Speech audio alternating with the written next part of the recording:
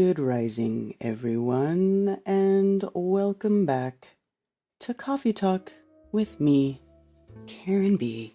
How are you all doing this fine Moonday morning? I'm a little bit late, running a little bit late. You know, I got up a little bit late, but I was up a little late last night because I did the Bitches Brew. Some of you were there watching, so you know how it goes. I just am not, I'm not a night owl anymore. I was watching Beth's stream the other day, Beth Martins, who was on Bitches Brew with us last night, and she was talking about how she is a night owl and staying up till like 3 and 4. I just can't do it. I can't do it because I have these critters at my house that need attention, plus children. And now I'm like that lady that gets up early all the time usually, except when I do late streams. And usually Tuesday is my late night. So, I sound like an old radio DJ. Is that good or bad? Yeah. Cool. Thank you, Rob Cleveland. This is my Deftones hat. Deftones, baby. Because y'all know Steph Tone, the guy who plays guitar for the Deftones, he's a flat earther. So, we're down with that. You know what I'm saying? Anyway, yeah, I was looking for my Karen B hat, though, this morning. I can't find it. And I'm a little sad. I don't know where it is. My gray hat has gone missing. Otherwise I would have worn that one though. Seriously. But this is a good second. Oh, I'm glad you guys liked it. Hey, there's Bob first in chat. For real. Cindy LJ, Cammy, Aisling717, Benny Boy, Mother Dragon, Alpine Endeavor, Commercial Sound and Video, Tom Buddhist, FE Nation, Faye, I can't read your name. Greetings, y'all. FE Nation again, what's up? Flat Earth. Greek name person. Mojo Shop, Tommy Tell the Truth. Mark Shirey. National Memorial Gardens. Red Shift, Blue Shift. Already drank a pot of coffee. Yeah. Usually by the time I'm actually on the stream, it's my second cup of coffee. Look at my light is even dim. Let me see. Should I brighten it? Is it too dark? Let me see. Let's see. A little better? How about this? Yeah. Look at these cool lights. They change colors now. Doesn't really look so good during the day though, does it? It's like weird. Oh, we're not doing that. Okay, let's just go back to white. Okay. There we go. Hello, I made it on time. It's a miracle. Grounded extracts. You guys had fun at your meetup, Mother Dragon? Hello. I've been making and drinking wholesome smoothies in the early hours since I acquired a Ninja system. I would add some whole coffee beans in there tomorrow. Yeah. You know what? That's not a bad idea. I like smoothies too, but I like to drink hot stuff when it's cold outside. So that's why I'm not big on smoothies during the winter because it's just too cold. And then during the summer, I will live on those things.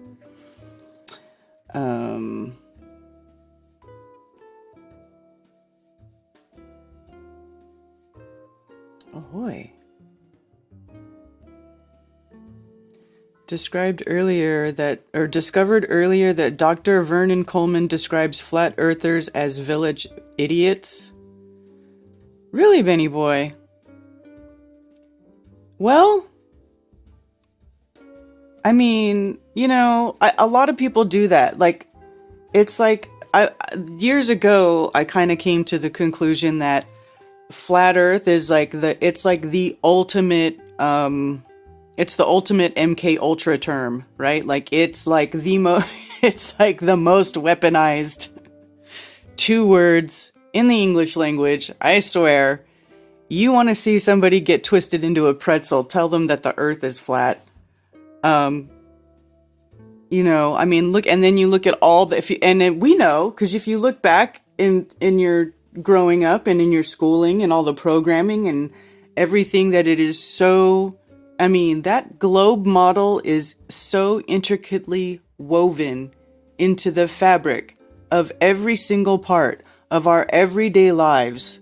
Like, it's unavoidable, right? And then the space programming and all that crap on top of it, it's like, it is the most, it is the, it's like the most MK Ultra, freaking mind controlled term that I could possibly think of. I mean, think about it though, but it is the base to like the whole deception, right? Because they've separated you from the creation. They've separated you literally from the where you live, because now you have this vision of where you live. You think you're somewhere where you're not. You are not there. You are not on a soggy space ball pear in space, right? So, yeah.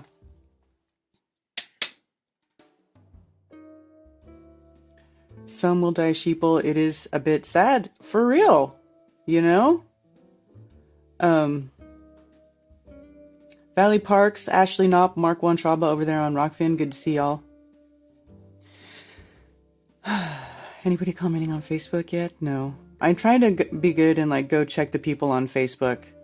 But hello, Facebook, if anybody's watching on Facebook. But the majority of the people are going to be on YouTube. Yeah. It's also potato shaped. Yeah, well, yeah. They just make stuff up as they go along too. Yeah, it's a strong spell or people wouldn't freak out. Exactly! It is the strongest spell. It is like the broadest cast spell. Right? Like we all know, what do witches do? They cast spells. Witches and wizards cast spells, right? And they broadcast that freaking globe all over the entire plane all the time, day in, day out. They've put it in schooling. They've put it in everything. It's like part of your basic science learning now, as a homeschooler. It's like you try to find stuff that doesn't, anything, any sort of science thing that doesn't eventually talk about the globe. It's freaking impossible. It's impossible. But, you just have to learn to teach side by side of that. Because realistically, you would be doing your children a disservice anyway if you didn't teach them anything about what the majority of the people believe about this realm, right? You'd be doing them a disservice because they would grow up talking about something and then, everybody would be like, what the hell are you talking about? You know what I mean? Because like, this isn't going to go away overnight. We are, just like we were educated into this globe system, we're going to have to educated right back out of it. Like, that's what's going on here. I mean, at the end of the day, that's what it is, right? So it's not going to go away overnight. It's going to have to be, it's going to be like through attrition. It's going to have to go away, and we're going to have to just chip away at it. And it, that's like what we've been doing. If you look back in history, as far as like the flat earth movement, like when you go and you look back, like sometimes I've shown these old articles, right, where we go and then flat earth shows up, and it's like throughout history, everybody has been doing like what we are doing today has been going on the entire time that the globe has been being pushed upon us, right? It's just that the globalists have money, right? Because that's what those type of people go after. They go after power and money, and they keep accumulating it over time, because the rest of us, most people just want to live our lives, right? Well, you know, it's gotten to the point now where we can't just live our lives. We have to do something about it. We have to push back. So, a conspiracy theorist is an objective intelligence analyst. The term conspiracy theory is a conspiracy by conspirator, NPC, bot, hocus pocus, portal people. Yeah. Actually, conspiracy theorist was the term that was actually made popular by people who were saying that there was, that JFK was murdered, by not Lee Harvey Oswald, right? And then what happened? Then, just recently, that Tucker the Tool, basically said, he says all kinds of crazy shit on national television that nobody would have been allowed to say, 10 years ago, maybe even 5 years ago, they would have never been allowed to say it. And this guy's just rattling it off like it's no big deal. Like, it really makes you wonder what, I mean, I don't, I don't mind control people. I am not an MK Ultra professional, right? So when I see these things happening on mainstream media, I know just based off of what I've learned that there's something going on, right? It's controlled, right? They don't put anything on that mainstream news. Not one fucking second of it is wasted. You know what I'm saying? It's just like the Super Bowl commercials where they charge people like $1 million a minute. Like, they're constantly broadcasting some sort of spell to push whatever they want people to think, right? Both sides. And it's both sides are controlled, right? It's the right-left paradigm. Blah, blah, blah, blah, blah, CNN, blah, blah, blah, blah, blah, blah, Fox News, blah, blah, blah, blah, blah, whatever. So, and I see this guy saying this stuff, and I'm like, man, what is the end game for that sort of rhetoric to be put out on national television? You know what I'm saying? Where are they going to go with that? It's like, it's so like off the chain from what we're used to seeing on the news, that it's like, wow, maybe they're getting ready to take it to the next level. If they're pushing the boundaries like that, if they're stretching these arguments, it's even getting more extreme from one side to the other. So it's almost like, they're just trying to push things a little bit further. They're shock testing. But it's crazy. Sometimes I don't know what to think about it. What is who saying? Like, Tucker Carlson, like, he'll go on there and he'll start talking about, like, when Trudeau was being all Nazi-like up in Canada during the COVIDs, right? He was up there talking, Trudeau was on there, he's like, oh, Justin Trudeau, the Prime Minister of Canada, who is clearly the illegitimate child of Fidel Castro, like, he says stuff like that, right? Or the other day he says, or about JFK. Then he comes on and he says the CIA admits to killing JFK. Like, the CIA admits that they were involved in the setting up and murder of John F. Kennedy, right? In so many words. And it's like, nobody gives a shit. Nobody's talking about it. But that's why I know why you guys are asking that, because that's what the whole conspiracy theorist term was from, right? Was people who thought that JFK was killed by the government. Right? And so now, like, all this stuff is just being blurted out on Fox News prime time. Right. Yeah. So it's weird. It's weird, right? So why would they be allowing these things to be said? Like, I feel like that's typically not stuff that, Agent of Mockingbird, exactly. But, like, don't you think all of the really big news broadcasters are part of Mockingbird, right? Broadcasting the spells. This one's a good spellcaster. We'll put him on TV. You know what I'm saying? Like, of course. But when they're saying stuff like that, it's like they're clearly trying to drive a very, very big division.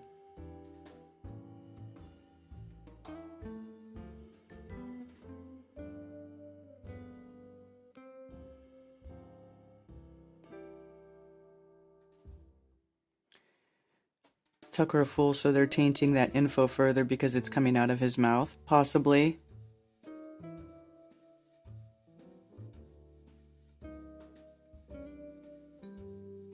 The right side of the political spectrum is more prone to start looking into conspiracies. They have to keep them under their control or else they will lose a lot of power for everyone. Yeah.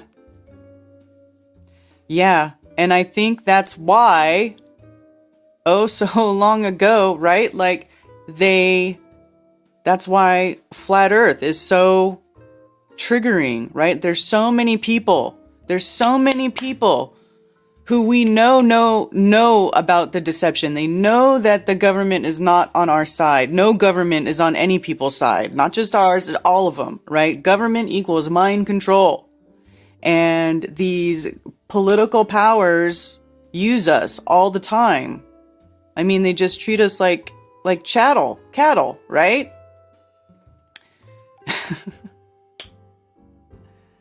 Where was I going with that?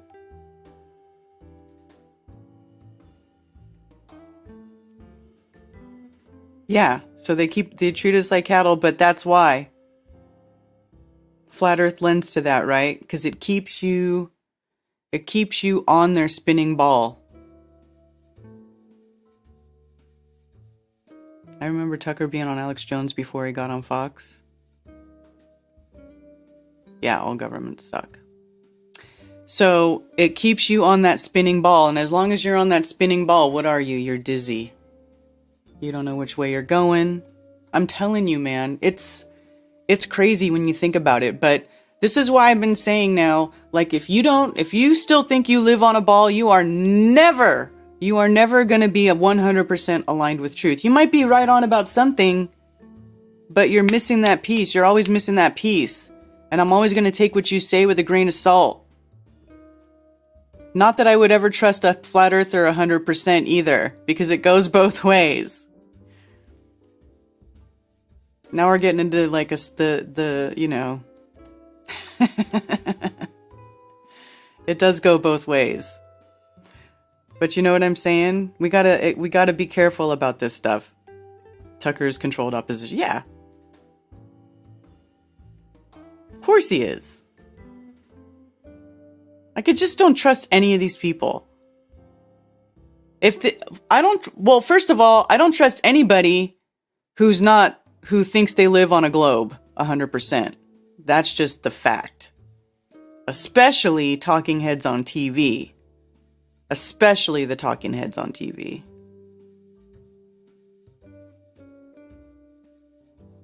Anyway.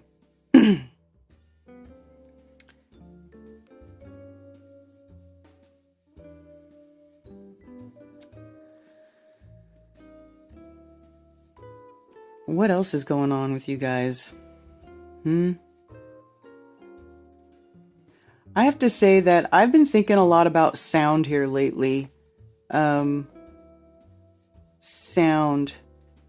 I've been thinking a lot about sound, and because I've got these tuning forks. I've been, the biofield tuning forks, and I read her first book, and I just got her second book, Eileen's second book. Speaking of people who think we live on a globe but are right about some things.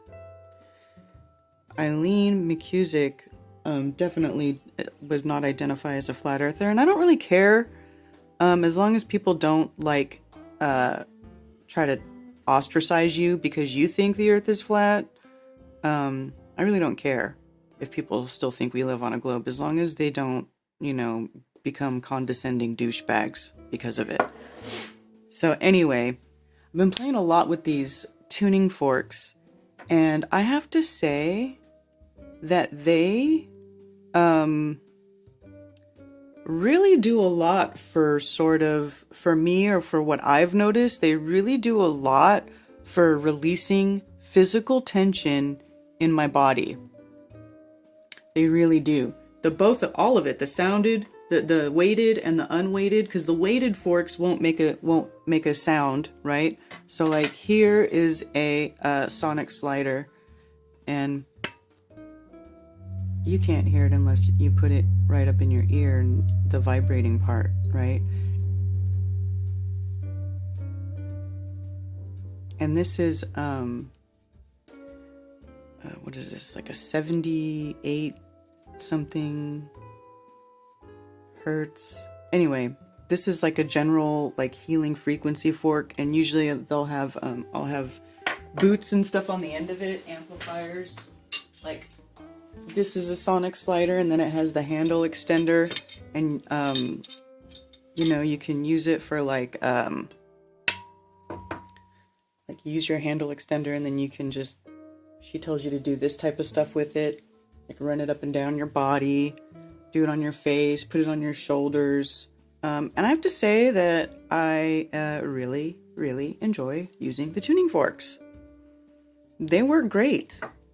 And her little tools. And I'm not getting paid for this, and I'm not like, it's like a commercial for her stuff, but they're really awesome, I have to say. I really like it. And so it's been making me think a lot more about sound and the role it plays, you know, like in this realm. And, you know, if you think about in the scriptures, like, or in the very beginning, you know, and when it says the creator spoke, you know, that's producing a sound. Everybody always talks about light, but not very many people talk about sound.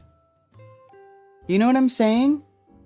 And sound, I feel like, is probably playing even a bigger role in this realm even than light.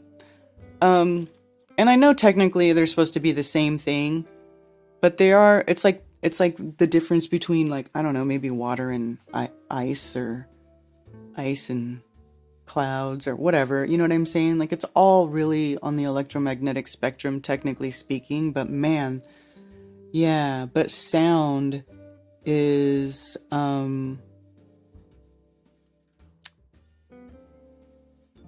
yeah, they are, but it's different. It's the same, but it's different, right? Like, I can see this light, but I don't hear it. You know, it's my eyeball is picking up that spectrum, not my ear. They're different, right? Like, if they were the same, then don't you think that we would be sensing these things with the same organ? Why do we have eyes for light and ears for sound if they're not different? There's something different there, right? You know? Cymatics, exactly. Just play the bass, Karen. It has all the best frequencies. You know what's funny, Griffin, is Griff. I say Griffin. Griff, whatever. I used to play the bass. I had an electric bass. I played the bass in high school. I actually really liked it, except it was very hard on my fingers. And I didn't like it. It hurt. But I did like playing the bass. You know, and I do like stand-up bass and all that stuff, and acoustic bass. I love, you know, I don't have my phones open. Hold on. I see people saying call in. Hold on one sec. I don't have my phone lines open, so hold on one second. Okay, you guys? And we can talk.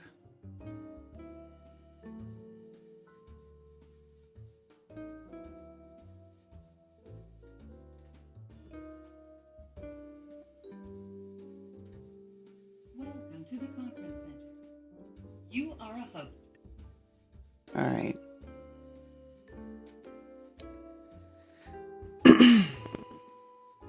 Okay, now my phone lines are open. Okay. 848-222-2480. And it is January 23rd, 2023. 23rd and 2023. Hey, 23. Whoop, whoop. I love repeater numbers.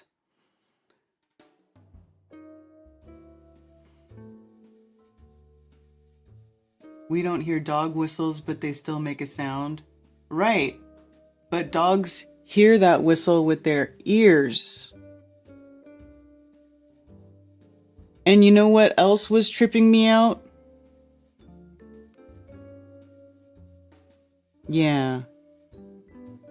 I do love that stuff.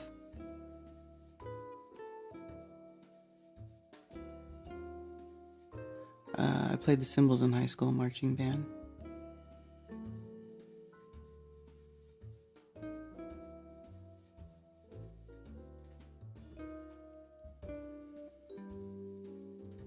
Yeah, solfeggio. Like the solfeggio frequencies, the vibrations, like these are sounds.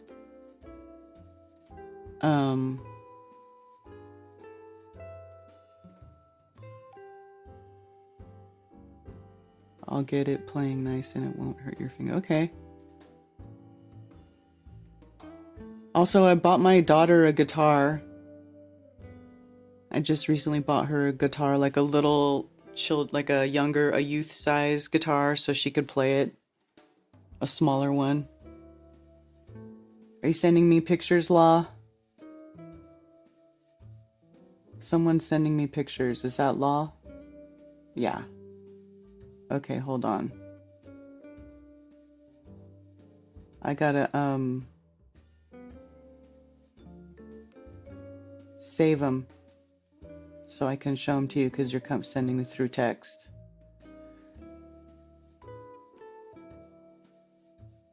And I will show everybody your pictures. Oh, you guys look like you guys had a good time. That's cool.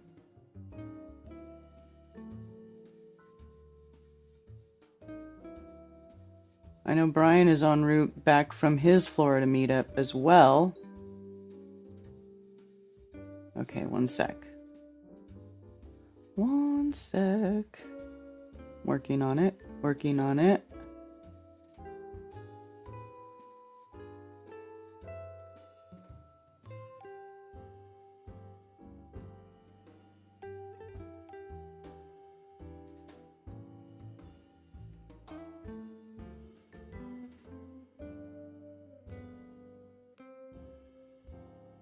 Sorry guys, just one sec. I'll show you pictures. Hold on. What is this? Central Florida. I gotta make a folder. I'm trying to be more organized on my computer and like put stuff in folders. Because I'm so unorganized and I like go through and I look at all this cool stuff I have and I'm like, man, I forgot to share all that. It's because I'm not fucking organized. You know what I'm saying? Here, let's go to a screen share version. Screen share version.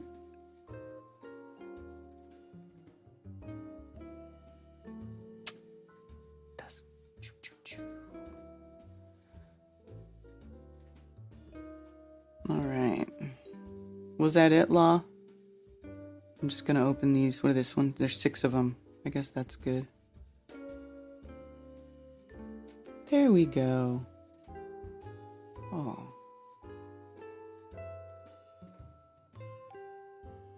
How cute. Let's see, can you guys see that? Yeah, okay, sweet, cool.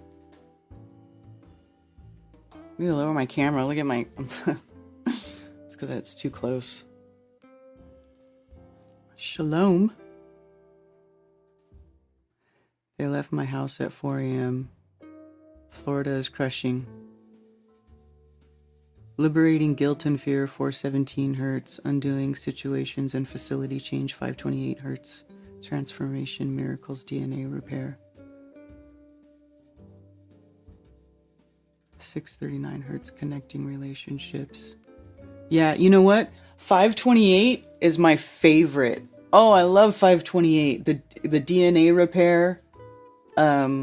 That one that they say that it is, whatever that one is, that one I really, really, really enjoy. I think that's one of my favorites. 417 is good too. 417, 528. I like that, right in that range. That's my favorite. To play, like if I'm in the tub, I'll put a lot of Epsom salts in the tub. I'm telling you, ladies, if you want to relax, this is how I do it. I fill up my bathtub with hot water and lots of Epsom salts and some bubbles, and then I put on some solfeggio frequencies. It's the bomb. And then you bring your if you got tuning forks, you bring that in there, the sonic slider, and you give it a whack and you put it on your third eye. Oh, it's the best. I'm telling you, it's the best. Do it. Look at all these happy, shiny, happy people.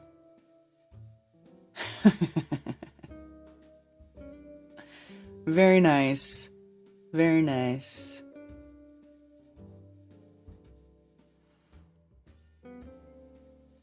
Oh, cool, you guys.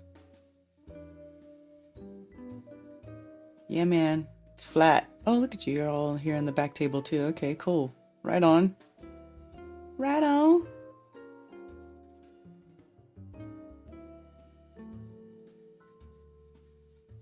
Whose house is this that you guys are at? Partying at? That's cool. Oh, there's Gail. That's cool. Everyone into Karen's bathtub. Bring a clean towel. Someone mentioned solfeggio. Yes. Actually, Conspiracy Music Guru. I've said this before. That solfeggio album that Guru's got is the perfect length. Because it's 49 minutes. It goes through all 7 chakras. 7 minutes per chakra. I'm telling you, do it. It works. It's good. He did a good thing making that album. There you go. Last picture. Right on. Of course, Law is not in any of these pictures. You know, what's wrong with you people? How do you guys let Law get away without making him get in one of the pictures? Damn it. Somebody send me a picture with Law in it. Oh, that's your house? Right on. Austin's house. Carpet install. Oh.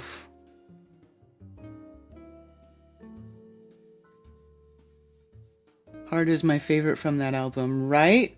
I think the Heart is the 528, isn't it? I can't remember. I have to look now.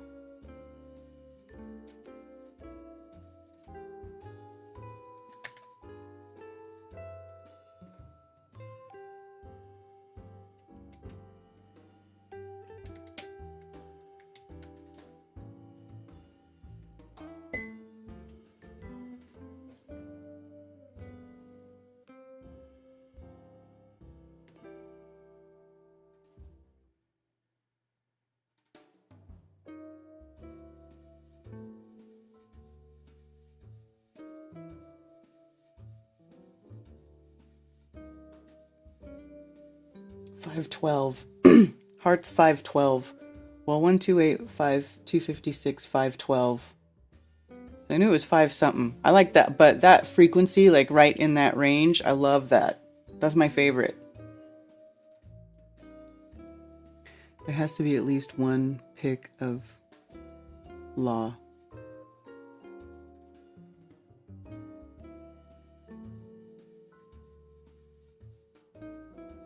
Oh, cheers, Cultivos Catalpa. Respect from Argentina. Thank you.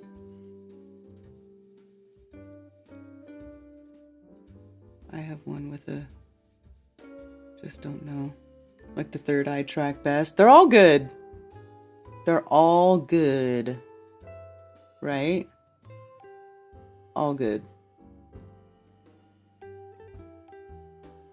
Oh, okay, Law. Sorry. I was looking at chat. What's up, Law? Grand Rising, Queen Bee. Hey. Those pictures are great. I'm not in those pictures, so don't look for me. I know. I'm like Waldo. I already know you're not in them. That's why I was complaining. We had a great time, Queen Bee. We had over 20 people, and we had probably a dozen more that couldn't make it last minute. The weather was a little bit rough, but we had a great time either way. We sat under the canopy, and it had heat. So we had a great time. The people that came out, Effie Disciple came out, Skylar, Troubling Tribune, Meg Slapping came out. And we also had a couple of, this couple that came out that I met through the Dave Weiss's app that we were cool. chatting on. They came, yeah, they came out from 2 hours away, and they wanted. It was their first meetup. They've only been in it about a year when they woke up to flat Earth, and they were very excited. We had another person, Gigi, come out from Silver Springs, which is not too far away. But Gail and Thunder Chicken came out. We had a great time. We ended up in Austin's apartment for a house party afterwards. The guy that you see on the right-hand side is my ex-stepdad. He lives here in DeBerry, and I got him to come out there, and he hung out with us for like a few hours. Had a great time, drinking and, hitting on a couple of blunts. Right on. That's cool. He's very 420 friendly, so, and he got some samples from Thunder Chicken in Austin, so yeah, he really enjoyed it. We're getting ready to head out to the game now, and he's going to meet us out there, watch the game. But yeah, I just want to shout him out for coming out and braving the flat smacking for a second year in a row. That's great. He's never going to turn. Yeah, he's never going to turn, but at least we tried. Austin tried.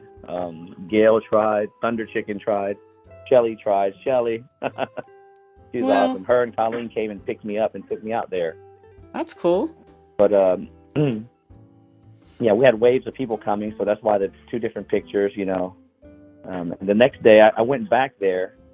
We had breakfast at the Flying Biscuit. Oh, we had a great time too. But I didn't get a chance to say bye to my boy Austin and Kaylee and their kids. But we'll do it again. We'll be back down here for March 17th wedding. Tommy, Vinny, myself. We'll be driving out here for that wedding. I'll get some stuff ready. Kaylee and Austin. You know how we do at Is it? That's Kaylee and Austin's wedding. Yeah. Yep, we came out there and. And when is that? But we had March 17th. Oh, St. Patrick's Day. Going to get Wes. Yeah, we're going to get Wes. From down here. He lives down here in Apopka.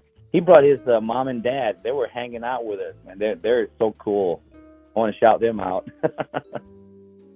Right on. But him and his fiance came out for both days for breakfast too.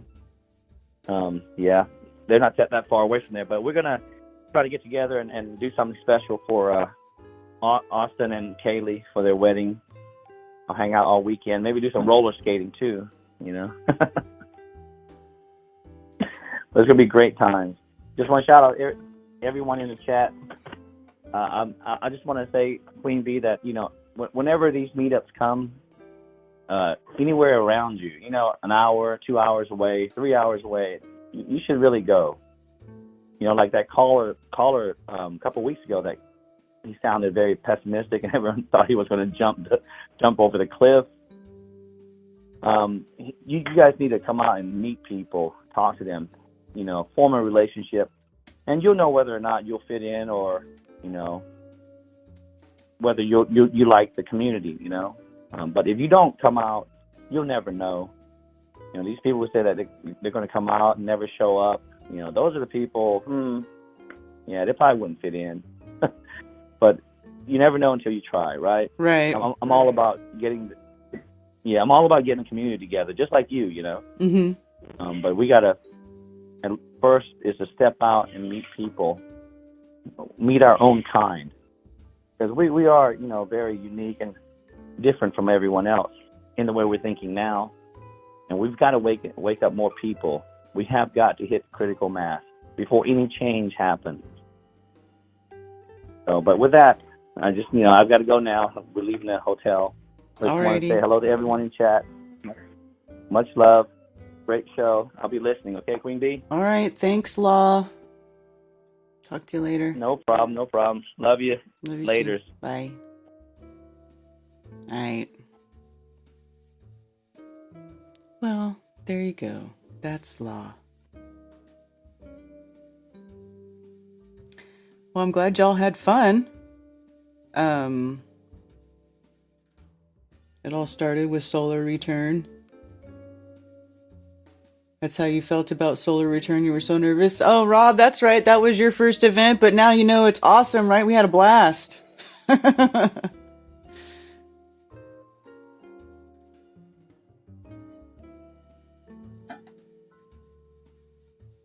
Skills will be a tradable commodity, yeah.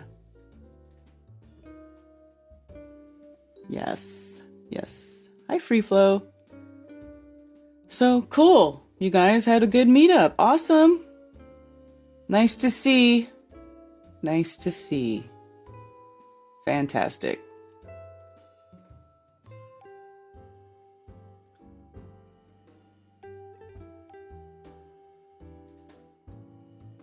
Who doesn't love law? Are you guys still talking about my bathtub?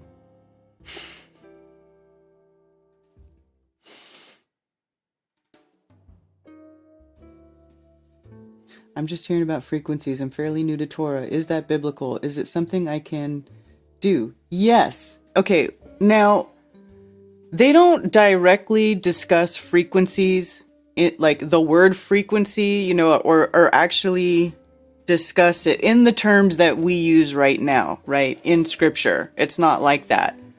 But you can derive from what they're doing, the certain ceremonies that they do, certain metals, they'll use, you know, brass, gold, silver, they're very specific, and, you know, about certain things, and you can tell that they're sort of setting you up to create a certain atmosphere or a certain frequency, or be set up to receive a certain frequency. Like, it just...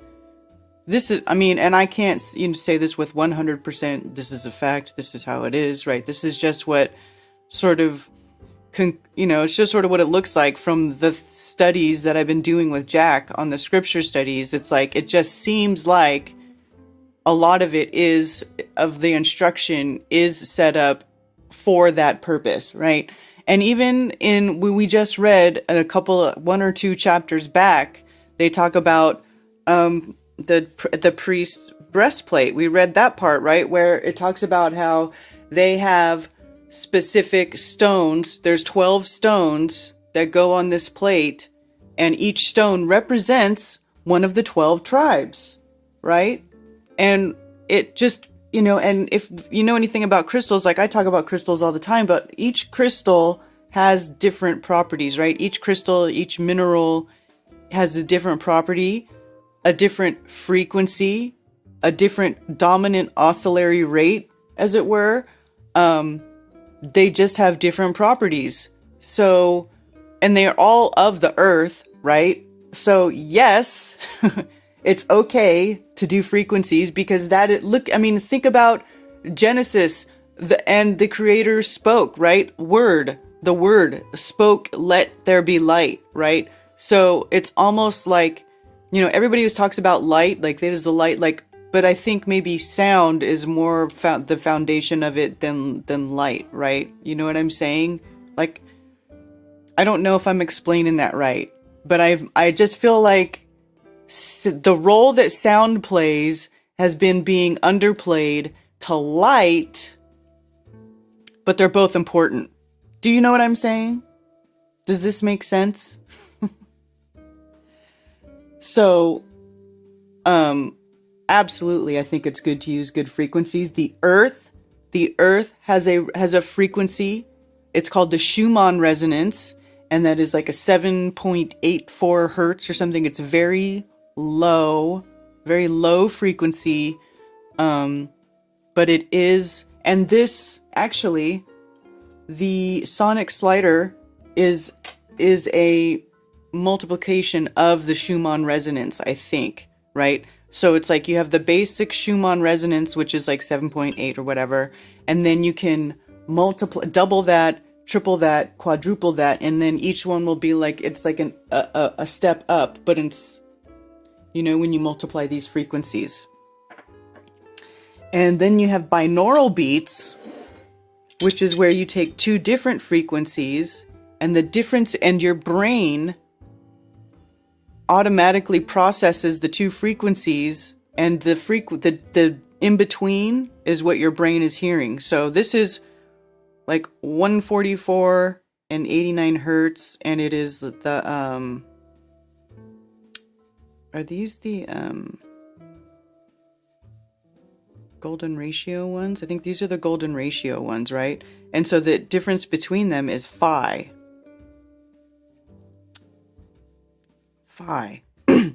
So when you whack them, you know, it's giving you, when you listen to it, so I have one in each ear, so when you listen to it, that frequency is the golden ratio that you're hearing, right? It's phi.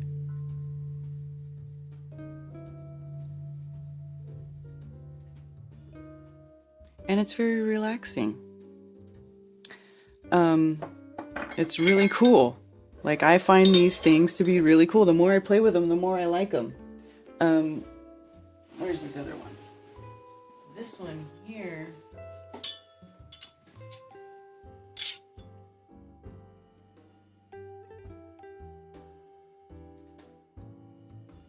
So these are also the Schumann resonance. Oops. These are the Schumann resonance. But this is the binaural pair for the Schumann resonance, right? So this one is 54.81, and this one is 62.64, and then the difference between them is the Schumann resonance, right? Because whatever that is, 62.64 minus 54.81, that's what you're hearing. So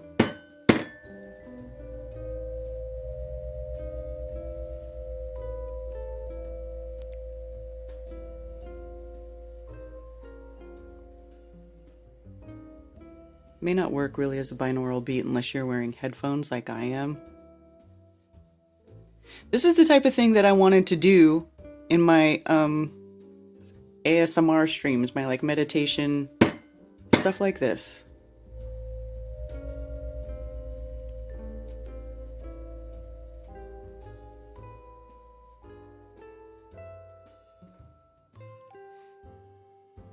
It's weird, like it even affects my breathing. Like sometimes it'll make me hold my breath, and then I'll realize I'm holding my breath, and then I just go, and then I take a big deep breath in, and it feels good. It's like it's a different type of breath. Or if you do it a few times and you pay attention to it, and then you start to breathe in as you get that good vibration going. I can't describe it other than it's just a really, I don't know. It brings you in the moment. It loosens you up. It's, what metal are they? They're like an aluminum alloy. I'm not 100% sure. I think it's aluminum and something else. Yeah.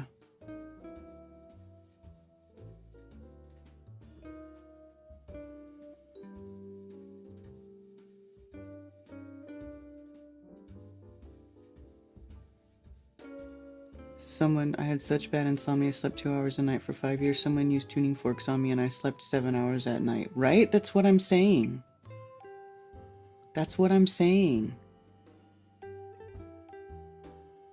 It's like, cause like and I also find it like, it's like in place of meditation for me now. Cause like I never really was a very regular meditator. Cause just sitting there in silence, like it's just not easy for me because my mind is wanting to keep going, and to like stop that with, just in silence, like it's very difficult. So that's why I started using like the bowls, the singing bowls, because you ding that bowl and you make it sing, and then all you think about is that sound. You're not thinking about all this busy bullshit going on in the background, right? You're just thinking about the sound and the vibration. And then it starts to, because you're only thinking about that, it starts to kind of like, it's like going through you, and it really makes you like release that tension, that almost like that, those little strings or whatever of that stuff, like that is like, but what about this? What about that? You know, it really helps you to get rid of that for at least a little bit, right? And it's good to shake that stuff off because it's like, it's almost like visually in my mind, I just feel like it's like these things that are crawling all over you and it's like trying to get your attention, and then you whack that fork and everything falls off. It's like it shatters it. And then when you do that, you can look around and be like, okay, I'm going to do this and I'll take care of this. And maybe I'll take care of that. You know what I'm saying? It's just a weird sort of reset because, and it makes sense to me because when I was studying crystals and I was learning from this one woman who does crystal healing and stuff, and they would talk about, you know, there's people who talk about you need to cleanse crystals, you know, put them in the moonlight, put them in the sunlight, do. Well, she didn't do that. How she did it is she took a tuning fork, a pretty, a high vibration fork, right? So let's see. What do I have here? So like, well, here's a 528. You know, so she would do this. She would say, okay, you take your crystal, set it down, and you just go.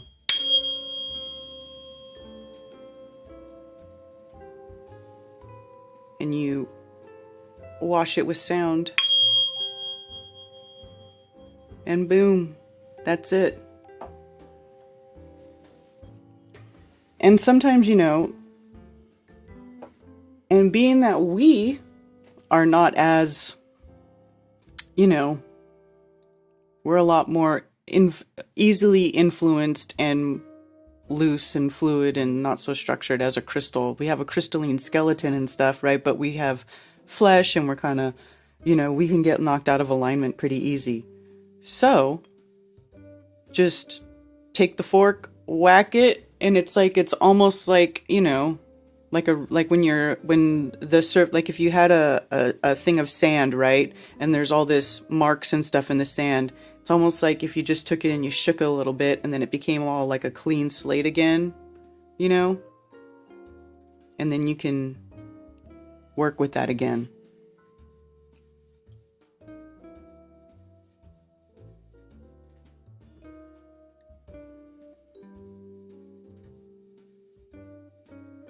Phi is 1.618.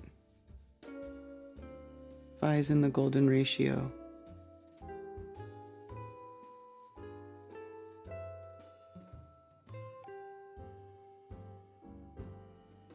Anyone know what happened to 3 fingers? Oh. I don't know. I've been hearing stuff, but I haven't talked about it because I don't know the story, so I haven't said anything about it. That is how I... No.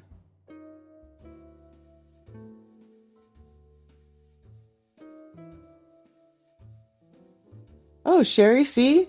You healed your nervous system using tuning forks? See what I'm saying, dude? That's what's up. There's something about it. You know, there's a lot of people, they do light therapy for your skin and stuff, but there's something about the forks. That vibration goes through you. It goes deep. It goes deep. And it really helps to, I can't explain it. It goes deep and it just helps to clean you out, like energetically. Like an Etch-a-Sketch.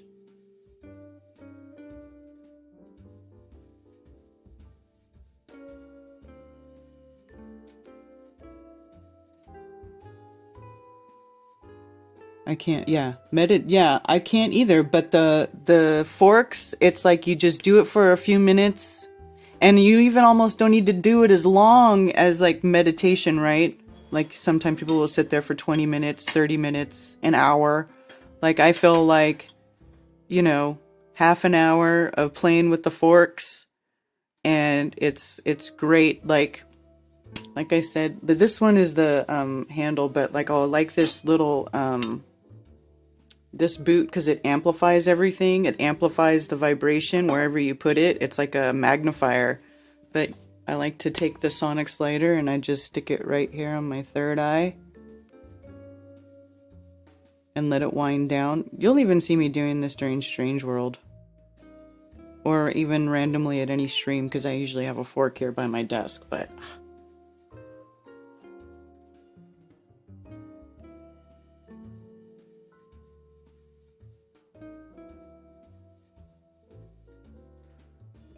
they're different.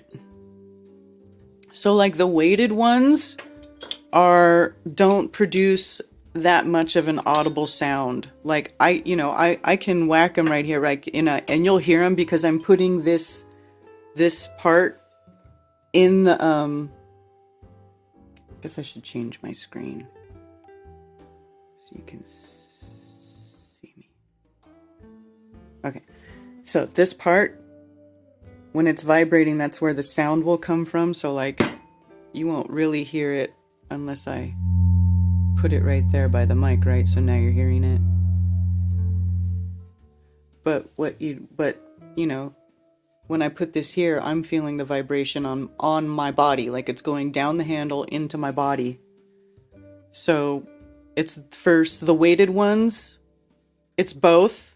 It's not so audible. The vibration is still going through the ether, so you're still getting the benefits of it. It's just not as audible, right? It's just a different type of vibration. And then there's the unweighted forks actually make a sound. Right? That's 174.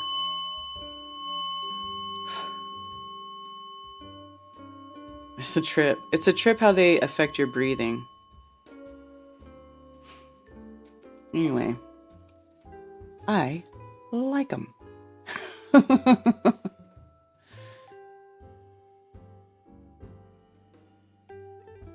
Human Tuning. John Bulio has a fascinating book on biosonics. Biosonics, huh? That's different. I haven't heard it called biosonics, but that's a good way to put it. Biofield, like what she calls it, tuning the human biofield. Where's that book? And actually, now the title of her book is Electric Body, Electric Health. Using electromagnetism within and around you to rewire, recharge, and raise your voltage. So I'm looking forward to reading that. I have not read that yet. But yeah, see, electromagnetism, right? So like light and sound, they're all parts of the electromagnetic spectrum, right? But it's different. It is a little bit different. Just like heat and cold are part of it, but it's different, right? That's temperature. That's temperature. And then there's sound. There's light.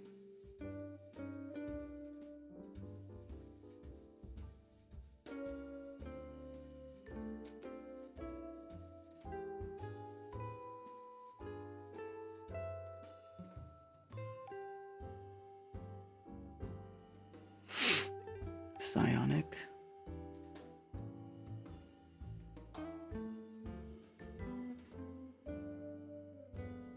Mm-hmm. Sherry, is that who you were, who got you into forks? Were you doing Eileen McCusick stuff? I have both kinds. The weighted feels so good when you put a crystal between you and the metal on the face and throat. Huh, I have not tried that.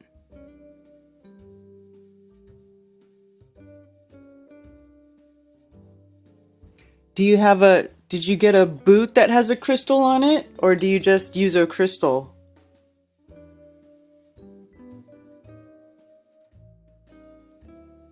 Yeah, 848-222-2480. Don't be scared to call. Thanks, Tommy.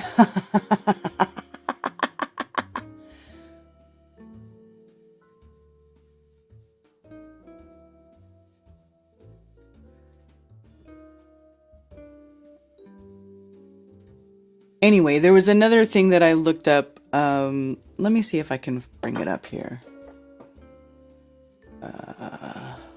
Let's see. It was...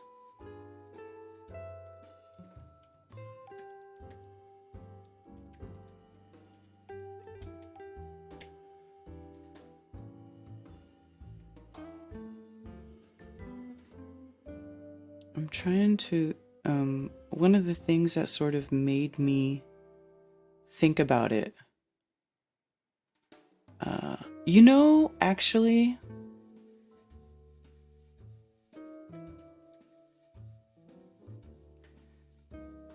who has the most amazing cymatic pictures? I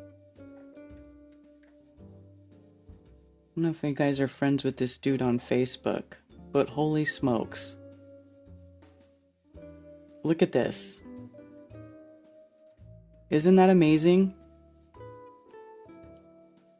The pictures this guy takes of the sound that he is, of the frequencies, like his cymatoscope, whatever he's using, I mean, it's amazing. Amazing!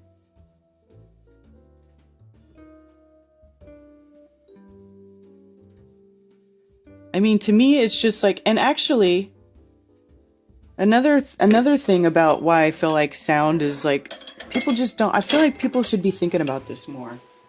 You know? Or at least I am. I'm going to be thinking about it more. Because, look at this.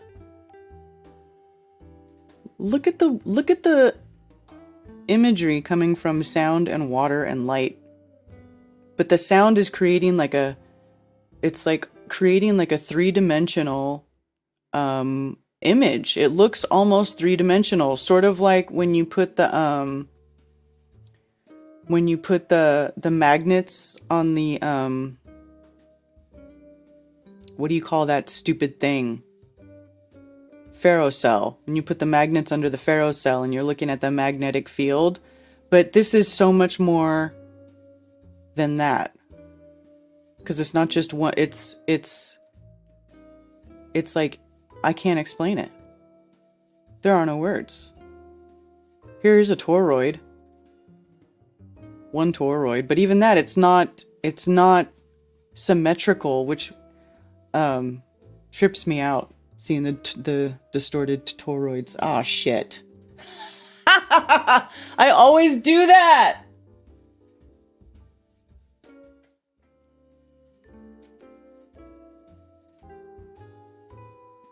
I'll go back.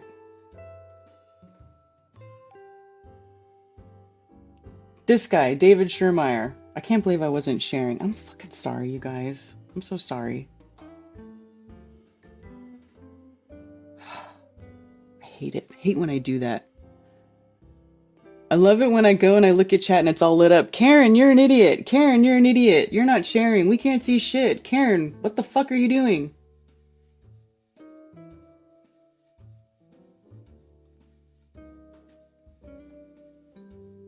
Anyway. Look.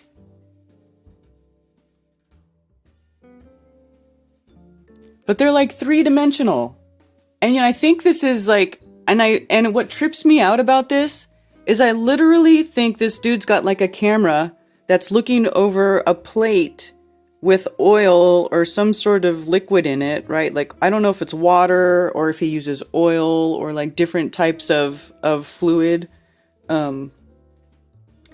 I don't know what he uses. It could just be water. I'm not sure.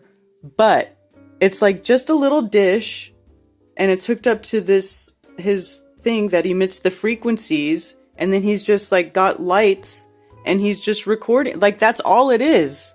And this is what it produces, like some crazy three-dimensional, like tripped out mandala looking crazy things.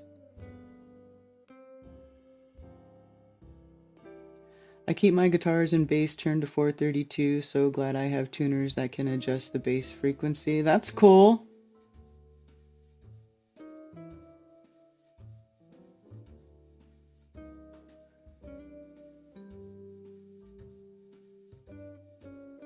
Yeah. Look at this. I mean, it's just a dish. And it's like, you can see into it. Look at this eye right here. Look at this trippy shit. What is this that shows up in his images? Like, it's crazy, right? This almost looks like like a entity. Oh, it's so trippy. It's trippy, man.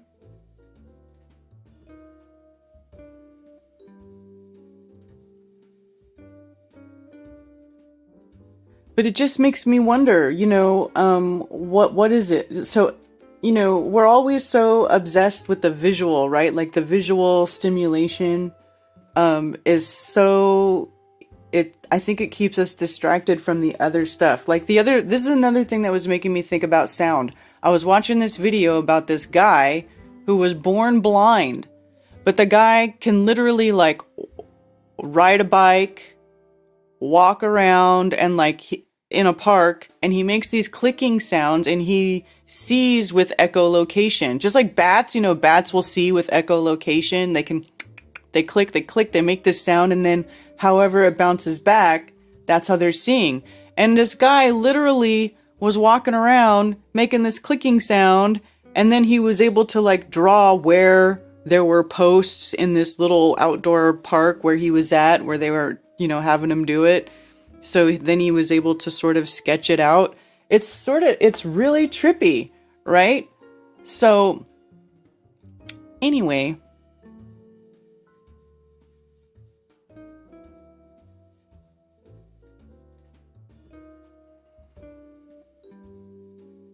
I know, I'm just joking. When one sense is taken away, the others get stronger. Yeah, see, I've heard that too, Rob. Yeah, for sure.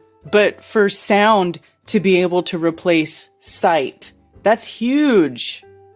For sound to be able to replace sight, that's got to tell you something, right?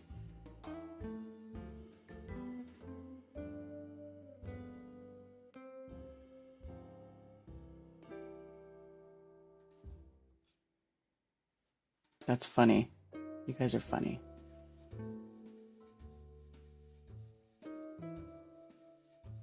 And also when you look at, let me see if I have these videos.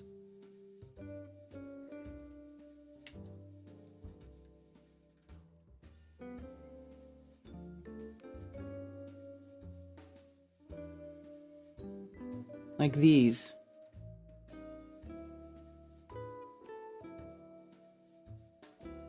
Right?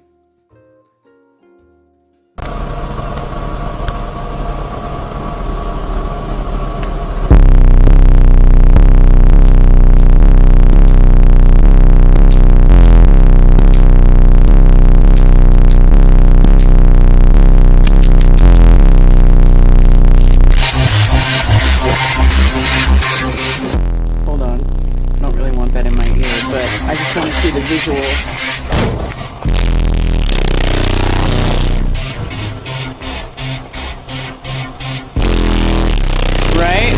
Look at the window, like, being liquefied under the sound.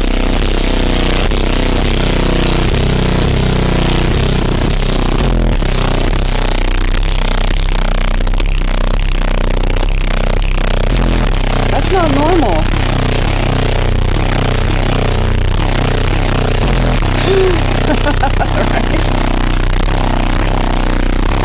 Right?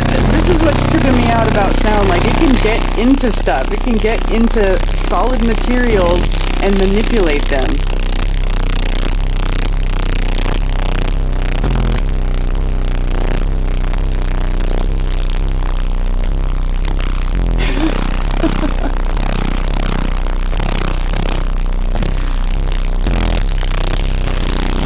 I have another one. Let me see. That one's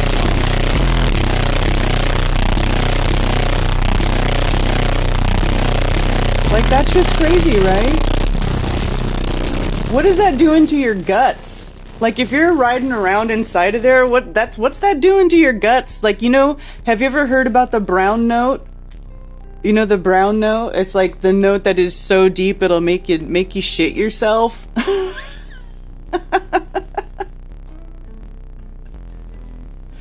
Like, I feel like that's what these dudes are trying to find.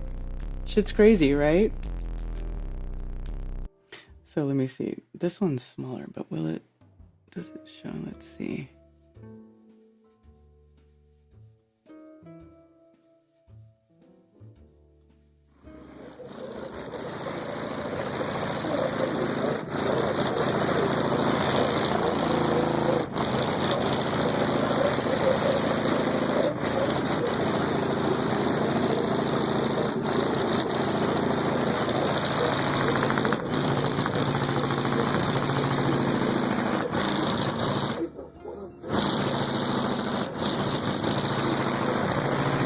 freaky?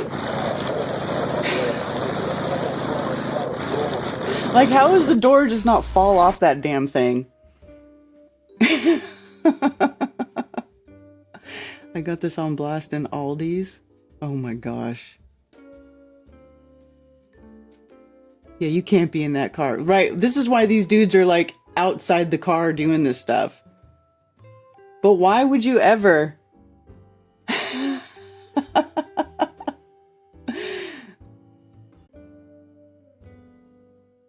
People would complain in my backseat of nausea, right? That's what I'm saying, man. Sound is no joke. Bass penetrates way more high than higher frequencies too, which is why a tuning fork is more useful than higher frequency light is, although the wandering stars have their own cymatic patterns. Yeah.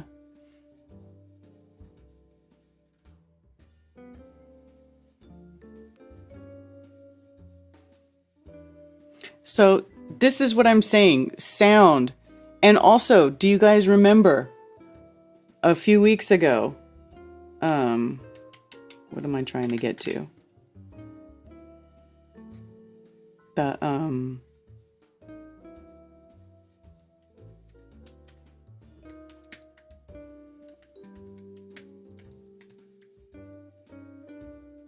sound levitation. Right? So right here, these dudes, I don't want to play Wired, I don't want to get copyright, but like if you go and you look sound levitation, like right here, I'll mute it. But, where is it? I'll just go to the scene where you can see it. So right here, and this also makes me wonder if this isn't part of how it's working here in our realm, right? Because you've got two plates here, and one can be emitting a sound, and the sound reverberating between the two plates creates these pressure nodes between the two plates, and in these certain pressure nodes, look at these, the little balls will levitate. I mean, that's right? That's crazy, right? So sound can levitate stuff, sound can manipulate metal, like we just watched on those Bass Flicks videos. I just feel like there's so much more to the sound, that spectrum of the electromagnetic spectrum, right? Which is everything, right? Everything. But that particular spectrum, the sound spectrum, I'm finding that, you know, that I really am intrigued by it. I love the tuning forks. And I also, you know, I'm one of those people who really loved music growing up. I was a huge music fan. I loved going to live concerts and stuff. And, you know, and there's certain people who just aren't into that stuff. So maybe they just aren't as, they just aren't as responsive to maybe certain sound frequencies. Maybe other parts of the electromagnetic spectrum appeal more to their sensibilities or their field or whatever. Who knows how this place works? You know what I'm saying? Who knows? I'm just thinking out loud.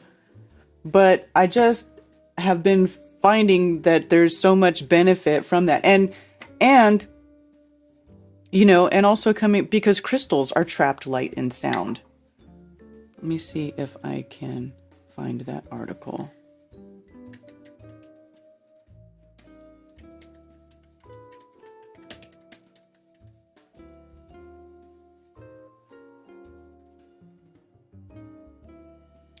Or they use a crystal to trap light and sound. This is what the physicists say, if you believe what they're doing, right?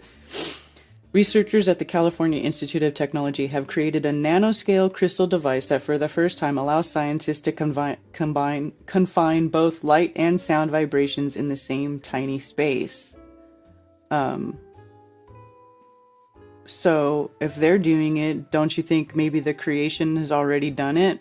I mean, like man imitates nature, right? We don't come up with this stuff on our own, you know? How do we figure this stuff out? We look at nature, right? The hand of man, the hand of, well, they say God. I don't like saying God. I like to just say creator or whatever because God, they put God, the word God on money. And so that makes me not like that word God. The image on the left only exists because of the image on the right. right? So like we always imitate nature. We learned how to build, attractive, structurally sound structures because they're all over nature and the building blocks are in nature, and that's how we learn to do it.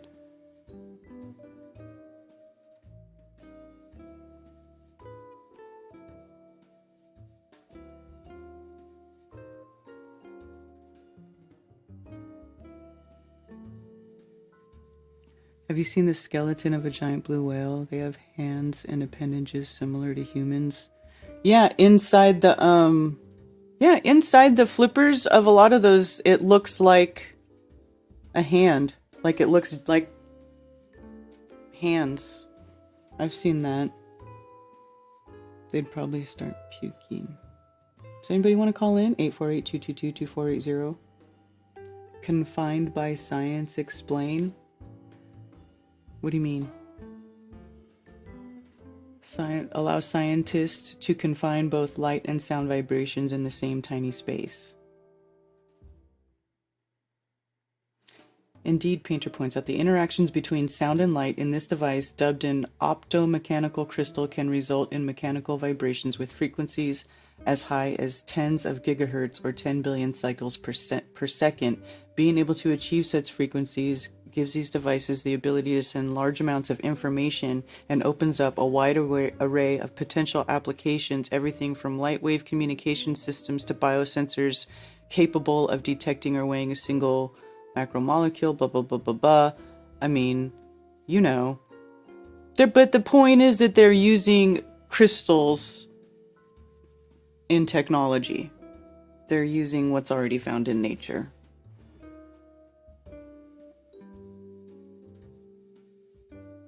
You guys are still talking about bases.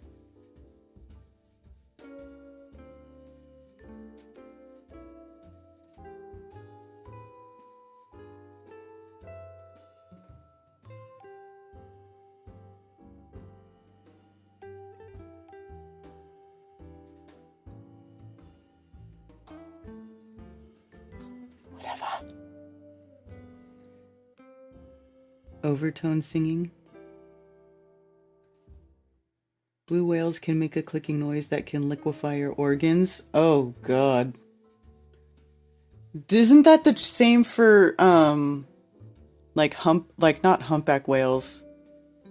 What do you call it? Sperm whales.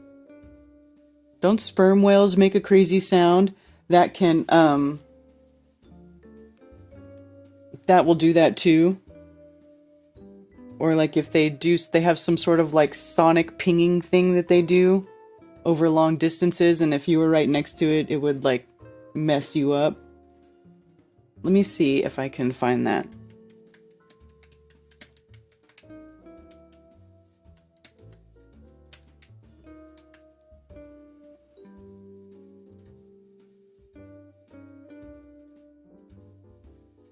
Is it true that sperm whales stun giant squid with sonar?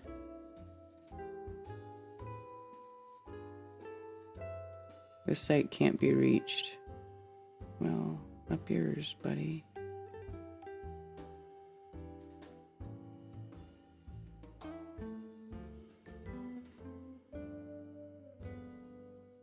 Why wouldn't that open?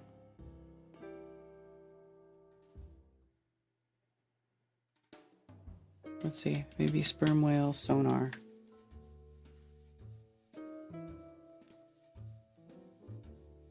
Here we go. Sperm whales are so loud they could potentially vibrate you to death. Sperm whales are so loud that their clicks are capable of killing a human within their vicinity, says one science and adventure journalist. James Nestor, an avid ocean goer and author, claimed in a recent presentation that a fellow diver was swimming alongside a pod of sperm whales when one approached him out of curiosity. He put his hand up to protect himself, and his hand ended up paralyzed for nearly 4 hours. These clicks are so powerful in the water that they can blow out your eardrums easily, and they can actually vibrate a human body to death, he said. Sperm whales are the loudest mammals on the planet, with vocalizations reaching an astonishing 230 decibels. For reference, a jet engine from 100 feet away produces about 140 decibels. At around 150 decibels, your eardrums will burst, and the threshold for death is estimated to be in the range of 180 to 200. And sound travels differently underwater than it does through air, which means those 200 plus decibel clicks are far more amplified. That's the thing. Sound, maybe that's just it, right? Sound travels better through a denser medium than it does through air, which is kind of trippy, right? So sound is definitely having a more of an effect on physical material, right? Where light has to be super intensified to have any sort of influential effect on physical material. This is just really trippy for me to think about. I'm just having these thoughts out loud. I might sound cuckoo, but I don't care. Okay, so sound travels differently underwater than it does through air, which means those 200 plus decibel clicks are far more amplified than they would be on land, science writer blah blah blah explains. Because water is denser than air, sound in water is measured on a different decibel scale. In air, the sperm whale would still be extremely loud, but significantly less so. 174 decibels, which is loud enough to rupture people's eardrums. Suffice to say, you probably don't want to spend a lot of time swimming with sperm whales. Despite their abilities, sperm whales are unlikely to use lethal force on us humans. They mainly use the sound to communicate, investigate their surroundings, and navigate the big blue. Well, I don't know. I probably won't be taking any chances swimming next to them big bastards. Look at those things. They're freaking huge.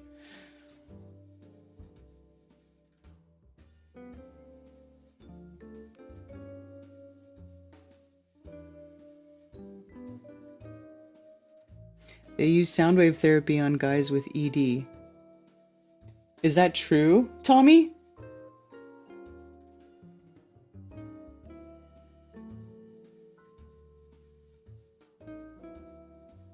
ASMR by Hot Chick.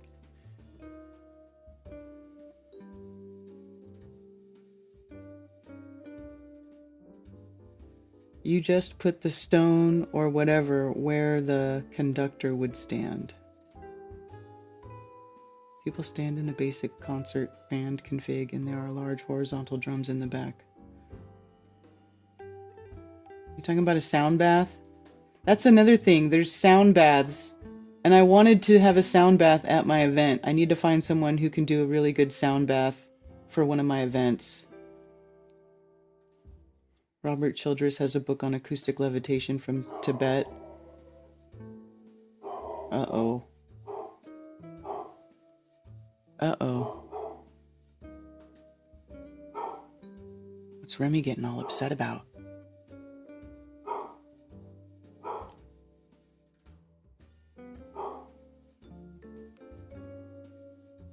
Military has been using sound as a weapon for a long time, yep.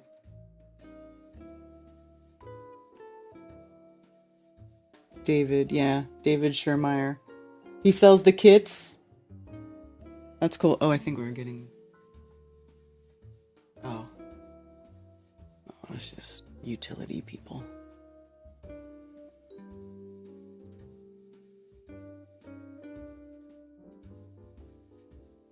Alright.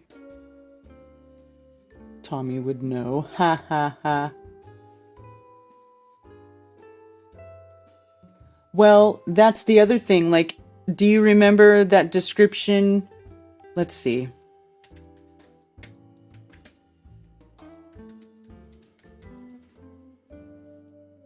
The wacky friendship between Mark Twain and Nikola Tesla, right?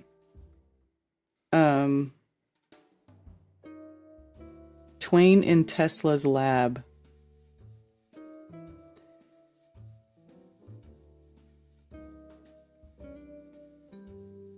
So Mark Twain used to go into Tesla's lab, right? And hang out with him while he was doing his experiments.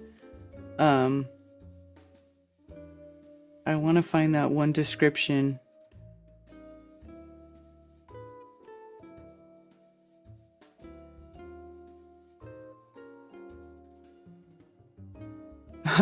The most famous account of Clemens' participation in an experiment is when he spent too long on an electromechanical oscillator, a vibrating plate that Tesla thought might be medically therapeutic. The plate acted as a strong laxative, and Clemens had to rush for the toilet. Dude, the brown note! Tesla made a plate that played the brown note and made you poop.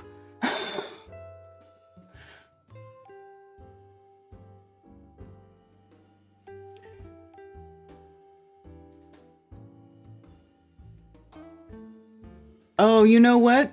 Just search. There's actually a website. But here's the thing, like, that guy, Bob Beck, died, and I don't... I'm sorry, I'm responding to a question here. Remember the show Open Mind with Bill Jenkins and guest Dr. Robert Beck? I've been trying to figure out where to find the schematics for the machine they spoke about that helped with addiction. Okay, so let's see. Dr. Bob Beck... So bobbeck.com, there's this website, and Brain Tuner, looking for, here, build Beck's units, okay? Build your own PDF. Here, I'll put the link. You can try it. I'd be interested to see if you did it and how it worked out for you.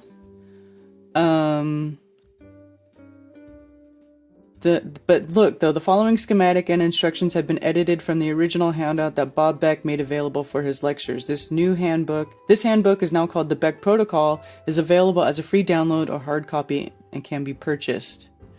So I don't know how it's been altered from the original thing, but here's the schematic to build your own. If you are good like that, it tells you how to do it.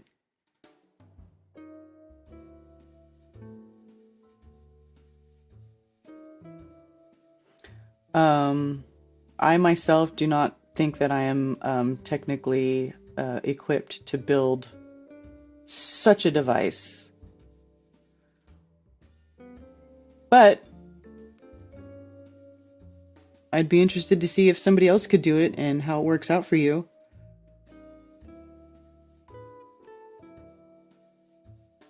Dude knew how he made an earthquake device. That's right. Remember there was one time where he made something that shook the whole building? They talk about? I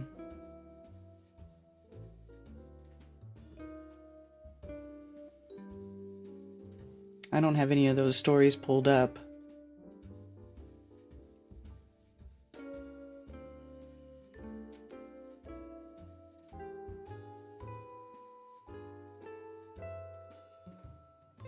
Mark Twain, the renowned author and humorist, once said, "Thunder is good, thunder is impressive, but it is lightning that does the work." It is perhaps this amazement with magnificent illumination and the ability to manipulate light that drew Twain to Nikola Tesla. The friendship of the two men is well documented, albeit slightly unusual. Blah, blah, blah, blah, blah. But that other story about the dude with the plate, like that's a funny story too. But there was another one where I swear, I wish I had it here, where it was basically talking about Mark Twain and Tesla had this, was having Mark Twain play with this certain device that he had made.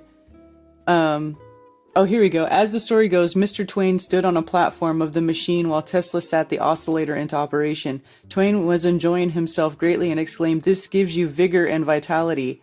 After some time, Tesla warned the writer that he should come down, but Twain was having fun and he refused. Tesla again insisted, but Twain stayed on the machine for several minutes more until suddenly he exclaimed, quick Tesla, where is it?" Tesla directed his friend to the restroom. Twain had experienced firsthand that he had been known to the laboratory workers for some time, the laxative effect of the machine's vibrations.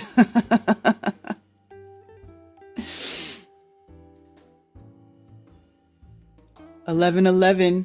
Is it 11:11? Whoop whoop. 11:11.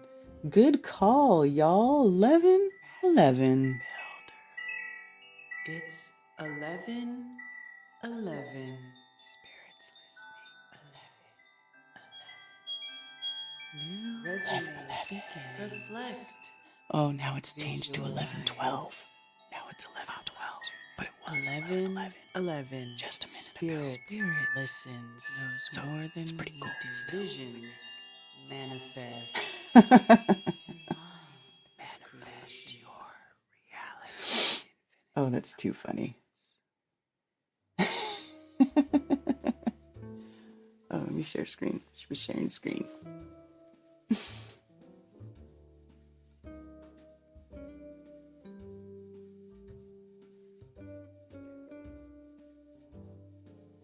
The Adventures of Mark Twain. Karen B, thanks for bringing up interesting unique. I think you're welcome. Thank you, Brian. Thanks for being here. I hope I give you guys something to think about. I mean, this is just what I think about. But the sound, I'll probably be thinking and focusing more on sound than light for a little while, just because I'm finding it so fascinating. Like, nobody talks about it. Well, not nobody. I shouldn't say nobody. But people talk about light all the time, right? And light's cool, light's good, like light is a thing, obviously. But sound, too. Sound. Speaking things into existence, you know. I think there's something to that in this physical realm. That's maybe it might hold a little bit more weight than the light side. Just I don't know. Just a thought. Or maybe not even that. Maybe it's just that they have to be thought of equally. Maybe light and sound need to share the space equally. I don't know. But I just find it interesting. I really want to think more about sound and how it works. I know what Oh. I'm not going to read your comments, MFT, because all you're doing is talking about musician shit. And I don't speak that language. My wife and I, Dawn, swam with manta rays in Hawaii when she was 8.5 months pregnant, and all the manta rays were swimming and upswimming circular motion to come close and brush against her belly. Really? That would be trippy, right? My mother swam with those things too. She loves it. She loved it. She had a blast. But that would also be trippy. Yeah, first there was the word. I know, right? It's weird. And then if you think about it, like when we think about stars being sonoluminescence, well, that's light being produced from sound. Right? Right? It's just something to think about. I'm just trying to understand how this place works. I don't know. I don't know shit. You know what I'm saying? My school lied to me. I don't know about y'all, but my school told me a bunch of stuff that I don't even think about anymore because it doesn't even apply to the real world. So I'm just still trying to figure this place out. How this place works. How this stuff works. How does it work? How do we use it?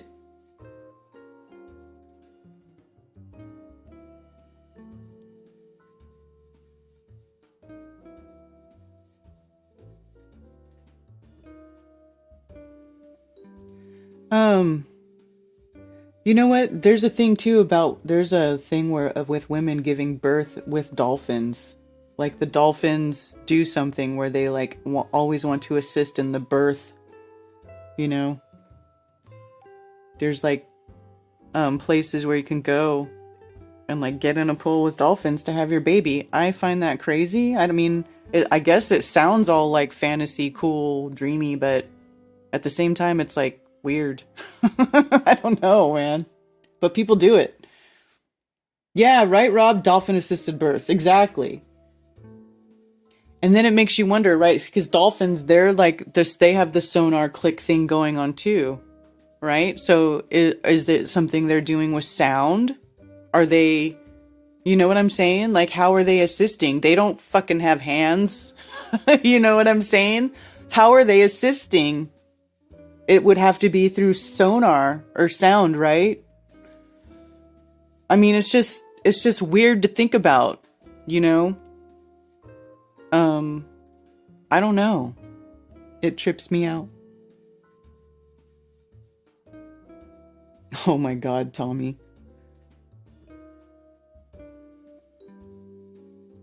A tiger shark swam by you? Oh my goodness. Those are scary. I'd be scared. Trust the dolphins more than the doctors? Well, I can't disagree with you there. Cats purr? Yes. The cats purr, a healing vibration. Exactly. That's another example of sound doing good. That's right, right? When the cats are happy and content and you're petting them and they go, you know, and they get that going. That is like a healing vibration, right?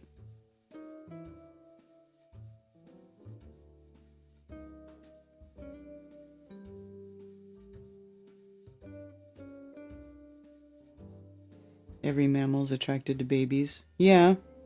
Yeah, every mammal's attracted to babies, but there's something about women going in this pool and they do dolphin assisted births and it's like makes it easier for them. I'm telling you, there's more to it than just mammals like babies. They do it because there's something about the women, supposedly, from what I understand, that well, let me see. Why don't we just look it up?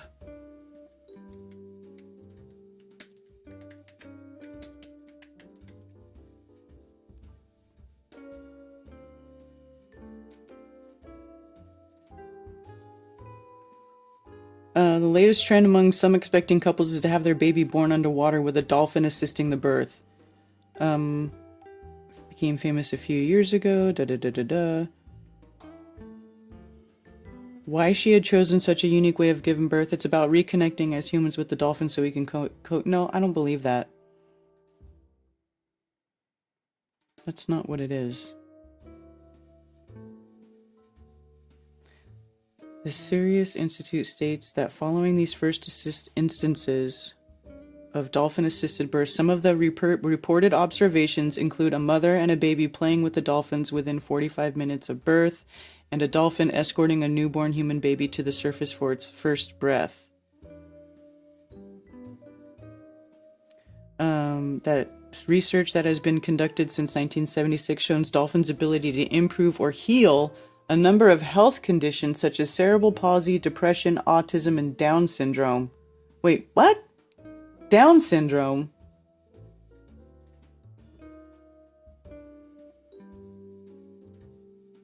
Reportedly, underwater births in the Black Sea have been done for 30 years. Reportedly, children born in the water with dolphins develop faster, especially within their first 6 months of life. They may also have 150 grams more brain weight and are often ambidextrous.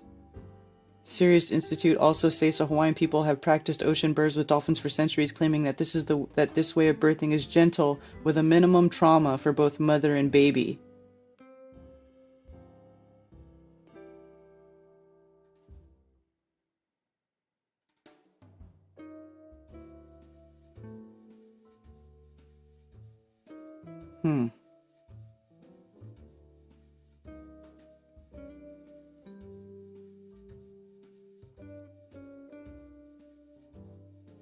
Dolphin-assisted births exist and they're frightening.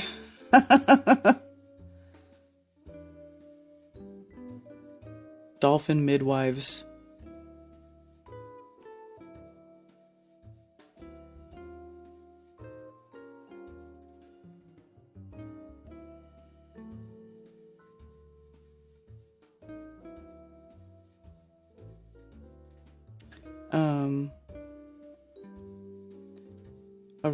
Igor Charkovsky, a Russian male midwife, has assisted in over 20,000 underwater births, but in 1979 he began experiments with dolphins in children.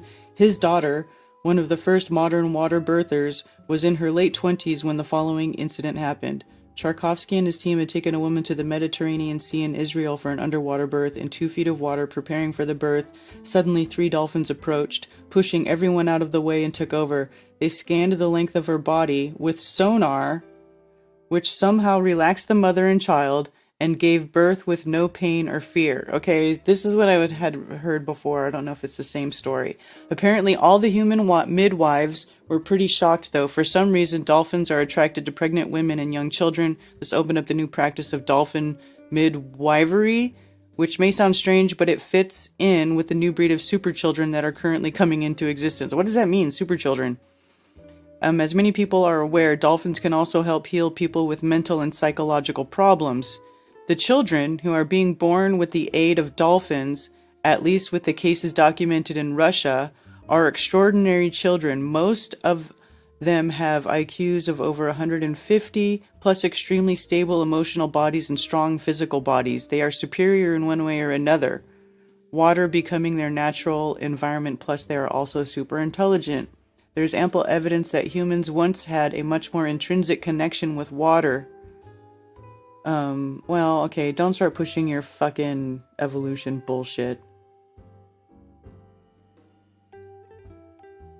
Yeah, see, when they lose me when they start going into this evolution bullshit. I don't believe, see, this is where they're going wrong, right? So they're gonna go straight to evolution. Oh, it's because man came up from primordial soup in the ocean and we was a blobbity blob in the salty ocean and then we grew legs and we came out and then we became humans and now we have to go back to our primordial soup blobbity blob and we have to give birth with a dolphin. See, that's where the bullshit comes in, right? That's where the bullshit comes in. So it's like, okay, well, you're going somewhere with the sonic, right? With the sonar, with them sort of emitting a type of sonar to sort of relax the mother and maybe help the birthing process. Like that makes sense. Like that's kind of trippy. Maybe they do that. Maybe dolphins do that for each other. Maybe when a dolphin mom is about to give birth, that's what they do. You know, maybe that's a thing. Is that a thing? I don't know. But if they do it to a human, well, maybe that they do that to themselves or to other creatures in the ocean that give birth. You know what I'm saying? Like, why are they going back to primordial soup fucking evolution bullshit to draw the conclusion, right? Like, they have to go back to the why?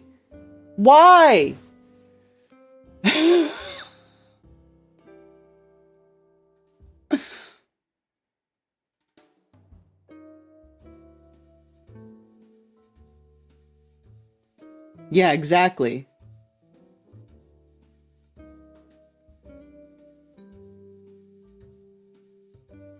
So anyway, I think that's a thing, but I would be more inclined to think that it's because of the sonic, you know, right? I mean, because what else is it doing? It can't. I mean, it's a freaking dolphin. Is it waiting? You know what I'm saying? What else could it possibly be doing? I mean, we're not reconnecting with our primordial fucking pre-human form primordial soup selves here. I mean, let's be real. Because that doesn't exist. So what's happening here? Oh, the baby came out. Oh my goodness. I didn't know they were going to actually show the baby coming out. But wow. But what? Look, she's just sitting in the water and there's a dolphin looking at her. Like, maybe, I don't know. What is it?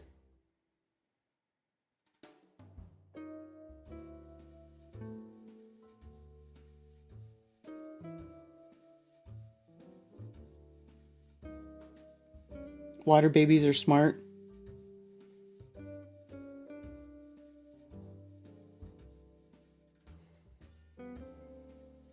My cousin is a rock. Yeah. Michelle Thaller. That's hilarious.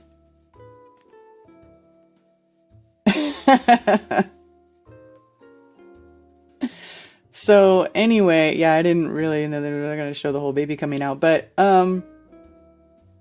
it is kind of trippy. See, look, this is what I'm saying. You know, wake up, world. You're never gonna fully wake up if you think you're living here. You're always gonna draw some sort of wrong conclusion about something. Something is gonna go wrong as long as you still this stupid cartoon.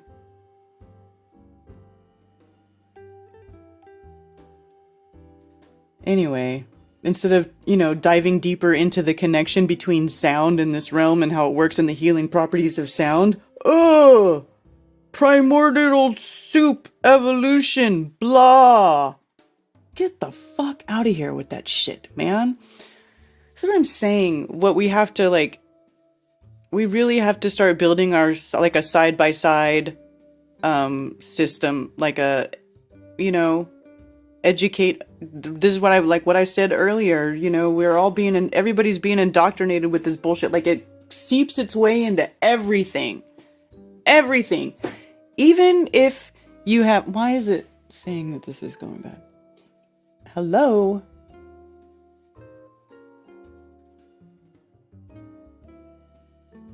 Anyway. Even in geology, rocks, right? Like crystals. I went for a while looking into crystals and stuff and thinking, oh, there's not much space stuff in this. This is cool. This is all about the earth and the minerals and da-da-da. Until you start getting into stuff like tektites and then meteorites, which is just rocks with a bunch of iron in it. And they think, oh, it's a meteorite. It came from space. No, it didn't. And they only say that because they don't find high iron content on, most rocks are deep underground. They just draw the most stupid conclusions because they think they live on a ball. Oh, we don't find any other rocks like this except for deep in the ground. This one must have come from space. That's how stupid it is, right?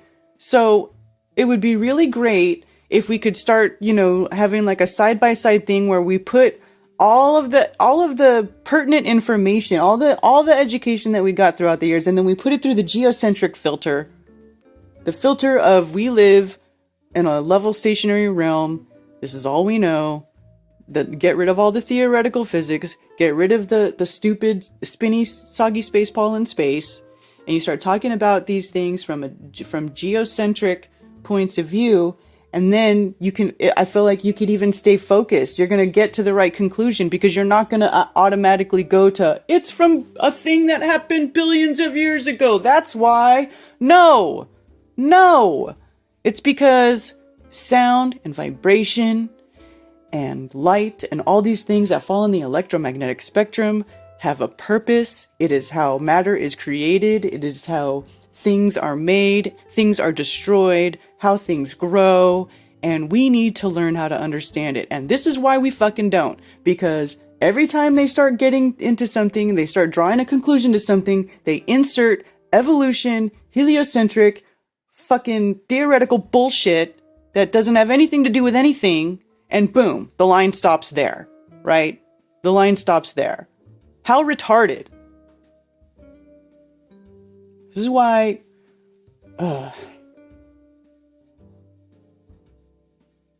ditch the evolution.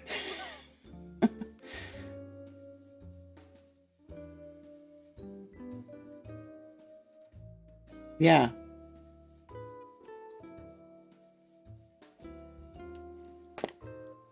This realm has a lot of free energy and food for all. The global matrix keeps people imprisoned and mentally and physically. Yeah, and you know what? It's mostly mental. It's mostly mental. All is something, right? Because then once you change your mind, you change your actions, and then that ripples out. That creates a wave that then ripples out and causes others to do the same, right? So this is what we do. This is what we're doing. We just keep chugging along. Just keep chugging along. Keep asking questions. Keep exposing lies. Keep trying to learn, you know, how this place works without the influence and the roadblock of that theoretical bullshit they're always trying to put in your face. You know, the breadcrumbs that distract you from finding the real nitty gritty, the meaningful shit.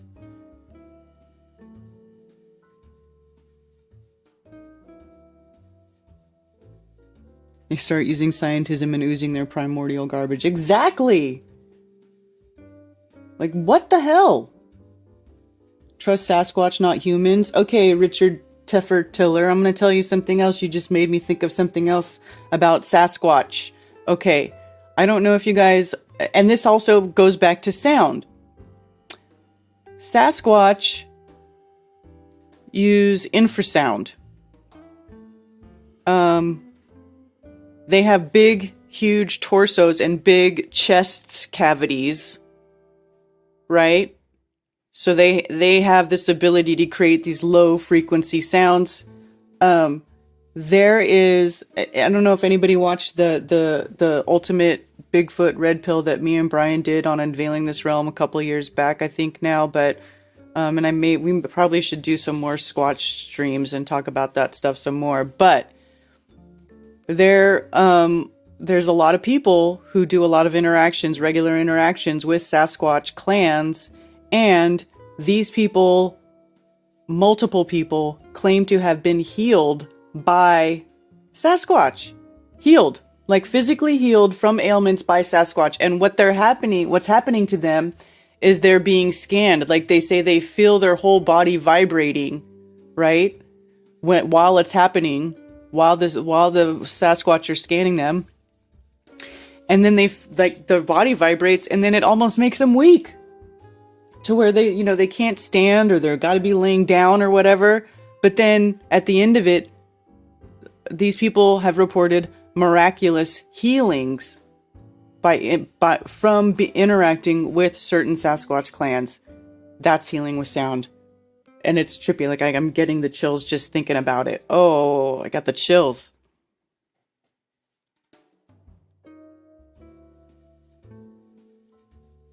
They bend our physics. That's what I'm saying. So it's just maybe just something to think about as you're going around. Start paying attention to sound.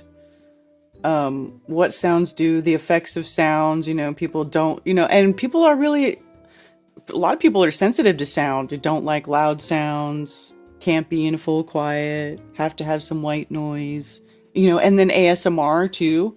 I mean, look at how popular ASMR is. And I know a lot of people think ASMR is really weird, but it does something. Excuse me. My throat's dry.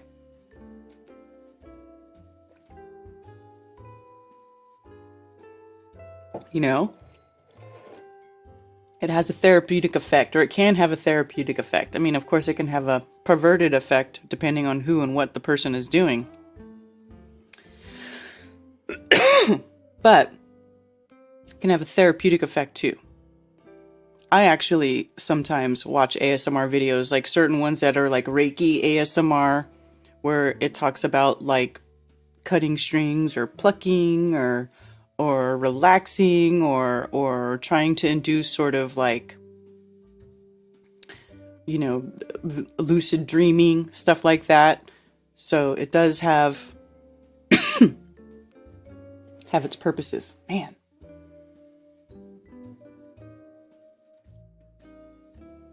Frequency, right? As a musician, I'm very aware of sound, right? Like, I'm not a musician, but I'm one of those people who has always loved music. I always listen to music.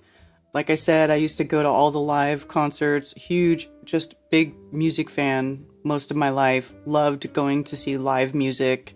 Like that was my thing for a lot of years, which is why I got so freaking excited when Stephen Carpenter from the Deftones came out as a flat earther. I was like, fuck yes.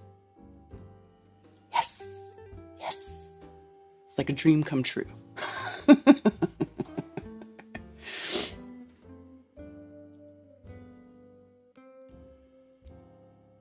Just think what the sound level are of a rocket, and you are strapped to the top of the massive G.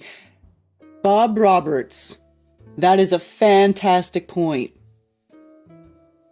Let's bring this back around to debunking space travel and people going to space, shall we? How many decibels is a rocket launch?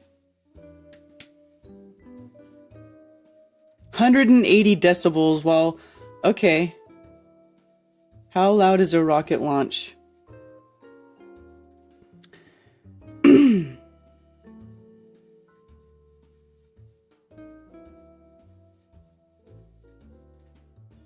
Where's the numbers?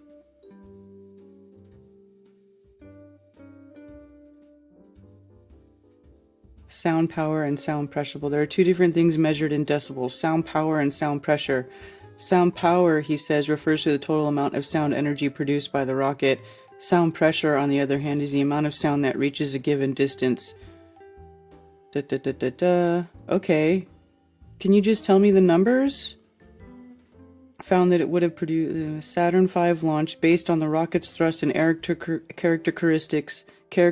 They found that it would have produced 203 decibels of sound power. That's really, really loud, but not enough to melt concrete or start a grass fire. Mankind has not produced a sound source that would be capable of that purely from the sound waves. What? So this is them trying to explain how a rocket launch is really loud. It's like deadly decibel loud, but nobody dies because of their bullshit story. Is this what they're trying to say?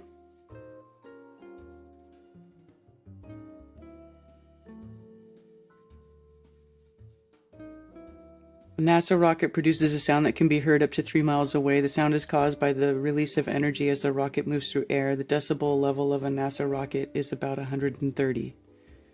It's actually a typical launch of a medium-sized rocket can create a noise level of up to 150 decibels, which is about the same as a jet engine, and the noise level can increase to over 180 decibels if the rocket is taking off from a launch pad close to the ground.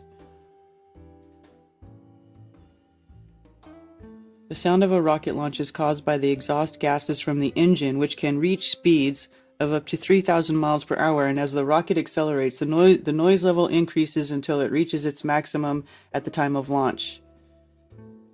Boy, they're really trying to play it down, it seems like, a little bit. Like, yeah, it's really loud, but nobody could die. Even though they're telling you that a sperm whale can produce a sound that could kill a man.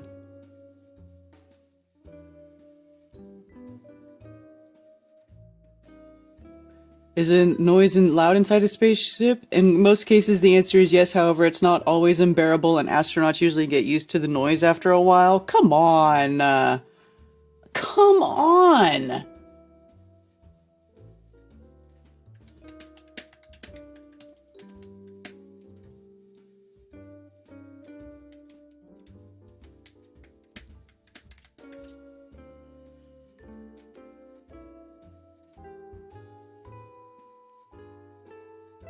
Decibels and damage. Now I want to look at something that's not space related and see what they say about decibels and damage.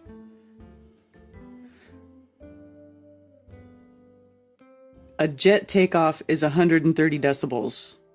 How long can you listen without protection? 0 minutes.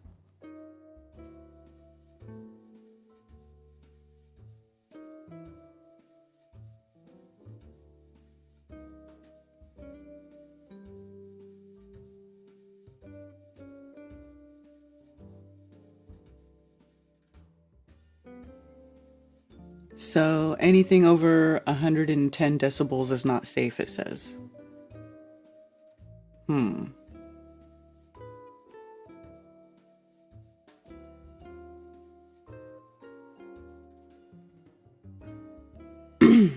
want to see when it starts to do damage. Of course, and it always has a rocket. Why is there a rocket? Are they going to explain to us how the rockets can be so loud and not kill the astronauts? Because this is another bullshit point, methinks. Airplane taking off, 140. Jet taking off, 150. Jet engine, 150. Rocket launching at launching pad 180. Well, where else is it going to launch from? Sound waves become shock waves at 191 decibels. So then how can the rocket be 200 decibels and not be producing a shock wave? Sound waves become shock waves at 191 decibels.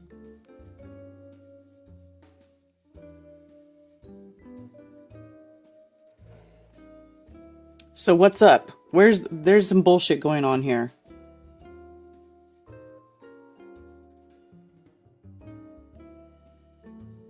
Let's see.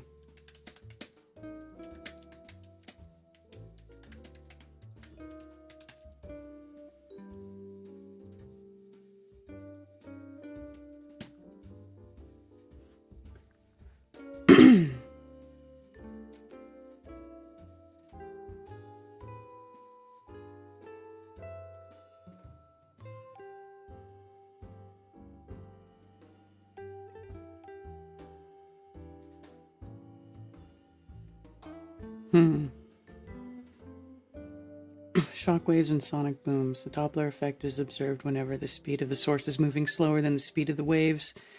But if the source actually moves at the same speed as or faster than the wave itself can move, a different phenomenon is observed. If a moving source of sound moves at the same speed as sound, then the source will always be at the leading edge of the wave that it produces. The diagram at the right depicts snapshots in time of a variety of wavefronts produced by an aircraft that is moving at the same speed as sound.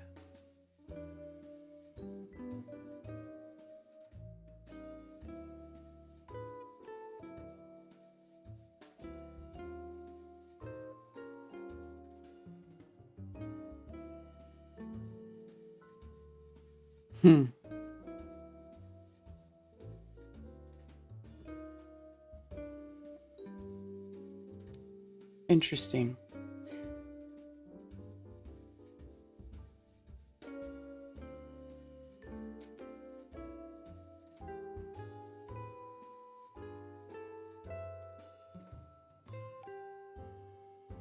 When the speed of a source equals the speed of sound, the wave fronts cannot escape the source. The resulting pile of waves forms a large amplitude sound barrier that makes sustained flight at this speed difficult and risky.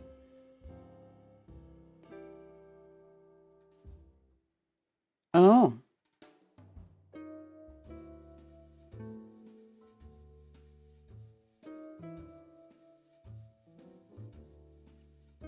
This is why supersonic flying is a problem.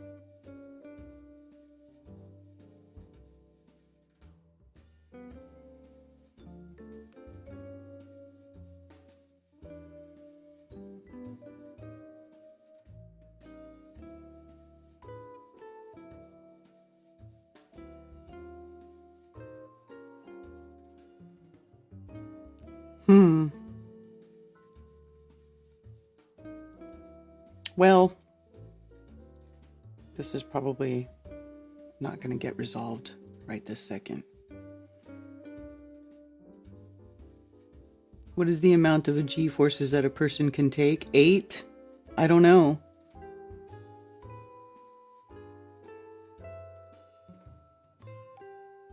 Top field drag cars at 150 decibels.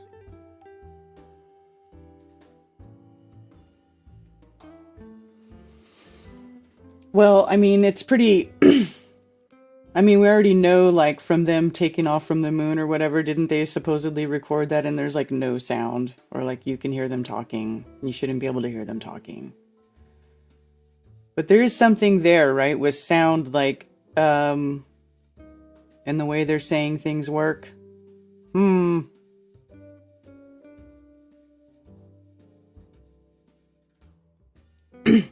So, I'm wondering how the rocket can be that loud and it not... and astronauts be able to handle that. 200 to 230 decibels. And it's on the ground.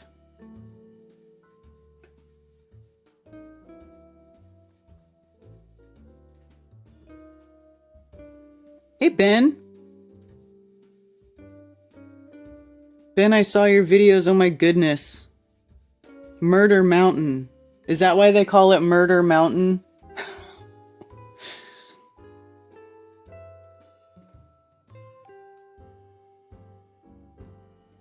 Because they're lying. Yeah. So anyway, I just,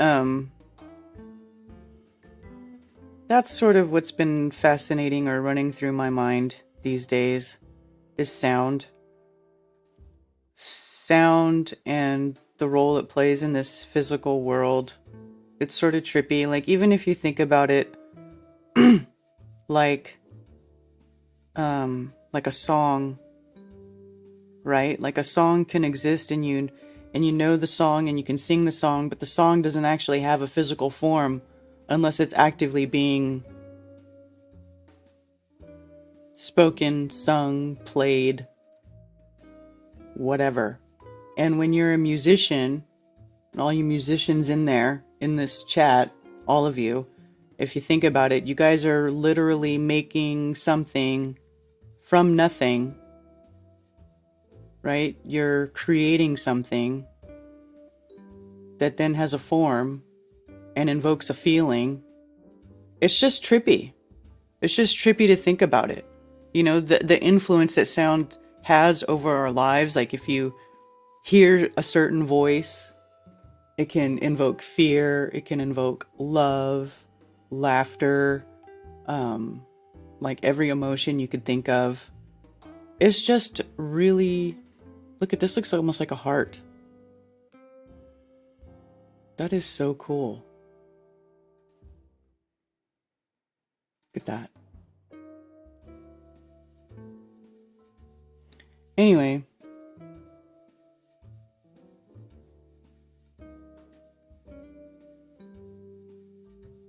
Look what the bass does to the car doors, right? Sarah? That's what I'm saying. Like we were showing you with the bass. I don't know how many decibels that was. I'd have to go back and look at the video, but it was pretty freaking loud. But yeah, it's like liquefying the doors, right? And supposedly, I mean, but they do launch rockets, right? They do launch rockets. So something's going on there. I don't know.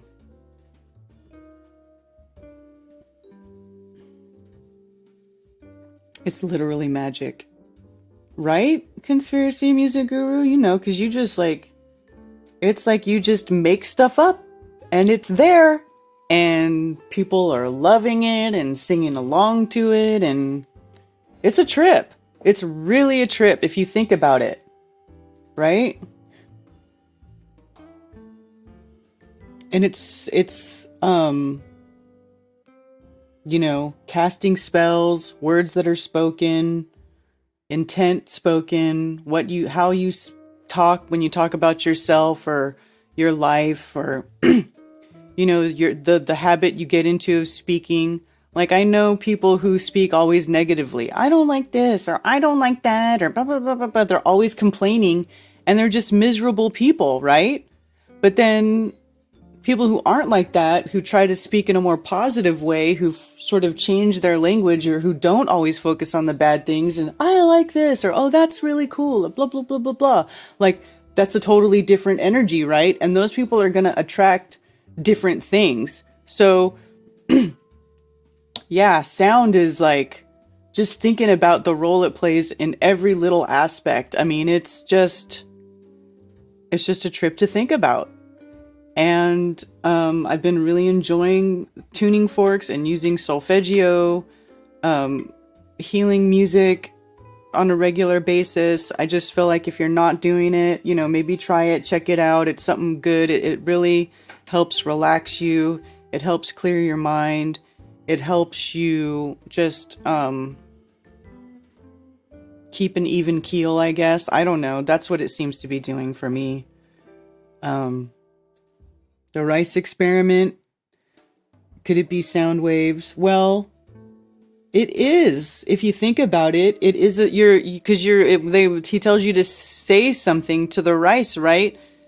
And it's your intent, but is your intent sort of encoded in those sound waves. You know what I'm saying? Like it's coming from within, right? So whenever you produce that sound, whatever it is that comes from your voice, it's like it's coming from in here out audibly from your insides to the outside world. So are you, when you're speaking those things, you're encoding the information of your intent in those words, right? It's like, it's why when somebody's lying, you know, if you're really paying attention, if you're in tune to your intuition, you know, because the information is secretly encoded in those words, right? The intent is encoded in the words. Like, so-and-so said this to me, but I don't really buy it. Well, why? It's because their intent is probably encoded in that sound, in that word, in that spell that they cast. It's just such a trip to think about, man. You start thinking about this stuff and you're like, whoa. You know, the information's always there. All the information's always there. How is it encoded? It's encoded in different things. Sometimes it's in light. Sometimes it's in sound. Sometimes it's in crystals. I don't know. It's just trippy to think about.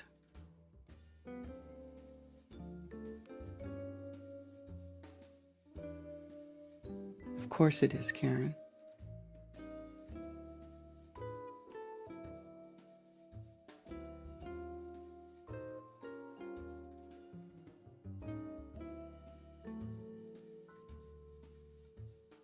The sound of our words are important.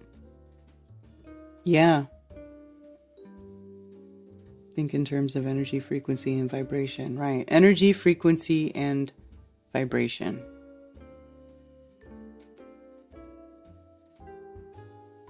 Energy, frequency, and vibration.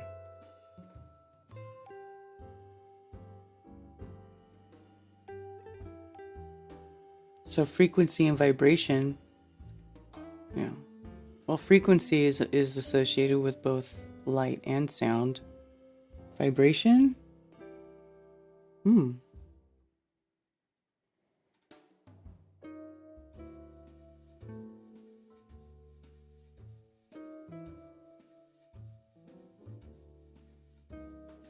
You have a old school 27 band spectrum analyzer in my audio rack, so your voices literally create invisible patterns in front of me as you're speaking, right?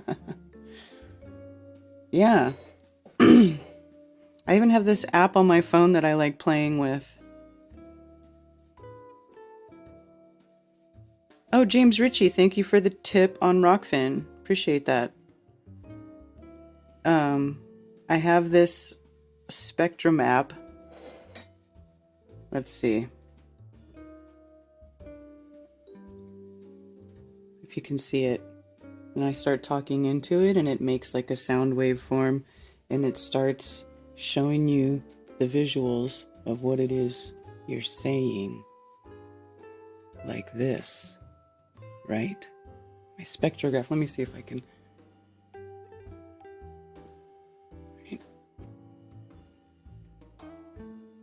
I'm talking like this now and it's showing me the sound waves of my voice. Damn it. Went to sleep. Anyway. Yeah. And then like you can measure the decibels on stuff, right? So I was doing this to see if the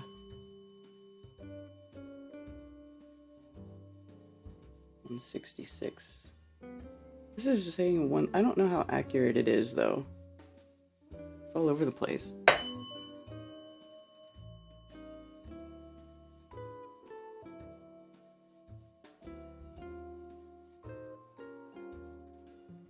Huh.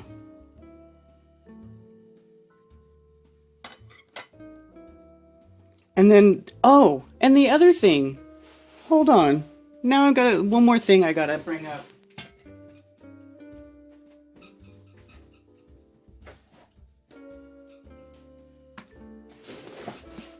Oh, whoops, let me zoom my camera back out.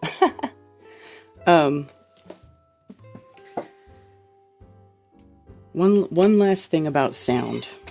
And this is one of the trippier things.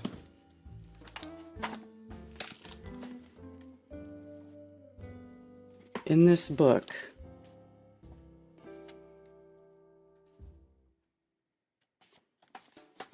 it's called DNA, Pirates of the Golden Spiral.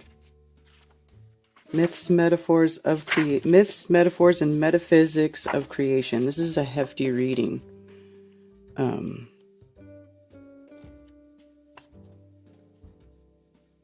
Talks a lot about the golden ratio, blah, blah, blah, but here we go.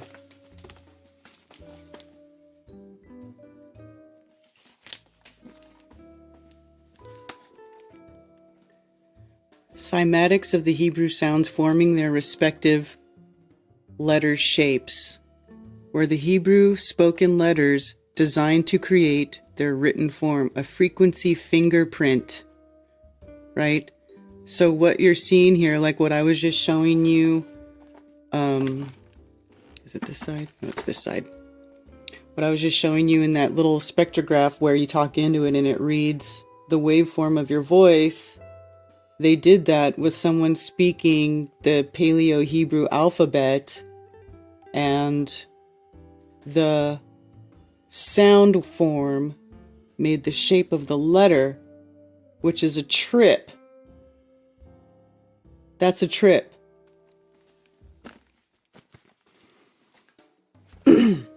Which is, and this particular thing, so diagram shows frequency fingerprints of the first 4 Hebrew alphabet letters spoken into frequency registration graphing equipment. Frequency picture alphabet. Graphs of letters Aleph, Bet, Gimel, and Daleth are shown formed from their spoken tones.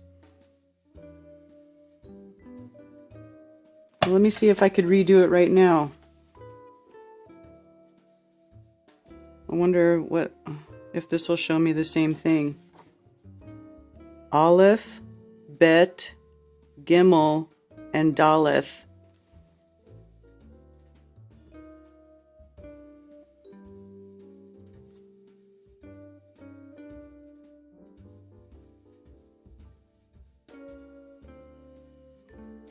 It's kind of small. Is there a way to make it bigger? Although I'm sure I'm not using the same equipment as them.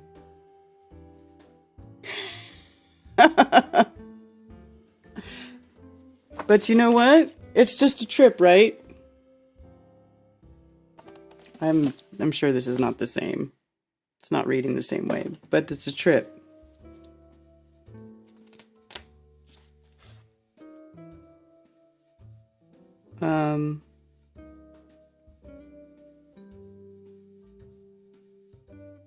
From the Maru Foundation, Dan Winter did that study. Anyway, this book has some interesting information in it. So, like, being that, right? So, if that happens, where you can speak the Hebrew alphabet and it forms that graph that looks like the letter, so then doesn't that... 4 Jacks, welcome to Based. Welcome to Based. English is for spells, Hebrew is for creation, says Trebor 7. Hey! See, this is best app ever. Flat Earth, Sun, Moon, Zodiac, Astro, Plants, Comets, Great Friend Finder, Curve Calculator, Kitchen Sink Clock app. Kitchen Sink Clock app, it's so funny.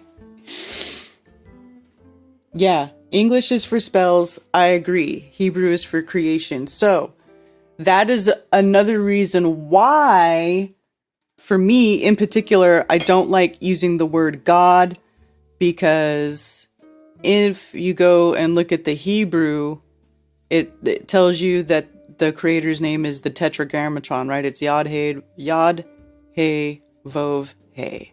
Yod He Vov He. Or Yehovah. Or Yah for short, which is the first letter and the last letter of the Tetragrammatron, right? Yah or Yehovah, Yod He Vov He, whatever, right? That's totally different than God, right? So what is it when you use that waveform? What is that? What sort of information is embedded in that waveform? That's just what I think, right? So if you say, then they put stuff like "In God We Trust" on money. This is why even before I found out about about the Hebrew thing, or before I started studying scripture or ancient Hebrew or any of that stuff, I didn't like the word God to begin with, because it was on money, and because, you could see the corruption, like the financial corruption, the political corruption, and money being like almost the number one tool to carry out all of their corruption deeds, So, and Yeshua. Lord means Baal. I use the Hebrew words. Yeah.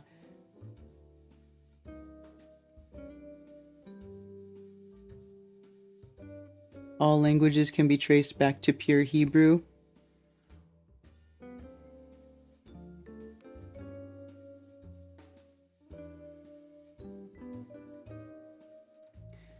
Have you heard about scientists supposedly photographing thunder? No.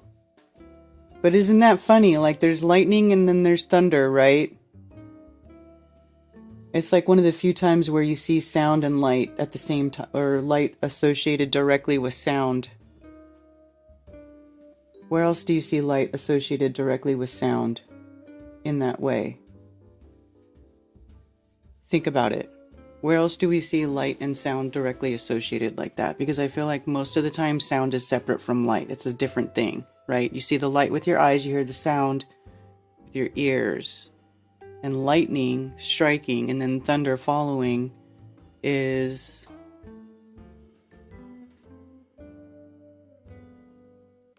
one of the few times I can think of light being associated with sound directly.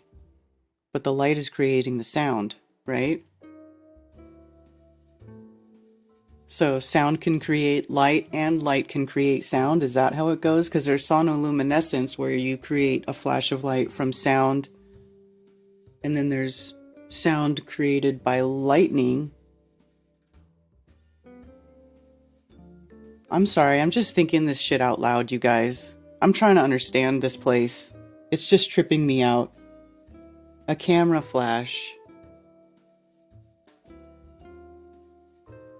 But there's a mechanical, but when you hear the camera flash, though, is that there's a mechanical thing making that sound, though? Is the flash really from the sound? You know what I'm saying? I don't know. I'm just trying to understand how this place works. I don't know.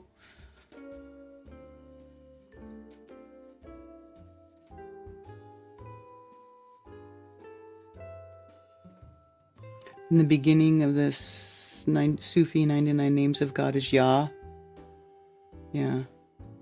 Plasma has sound. Does it? Sound of thunder is echoing off the firmament.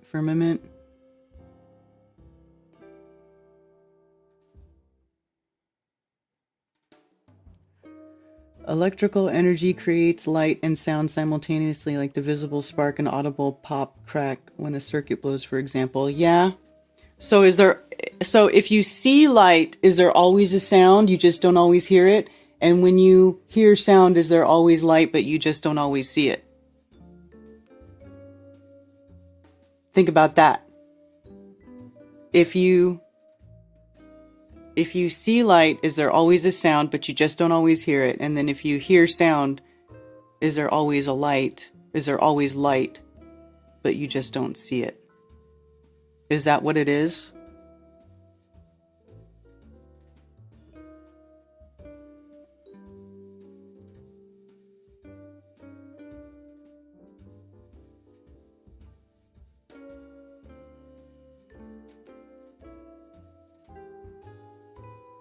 You all brave being up on some murdery mountain. Yeah.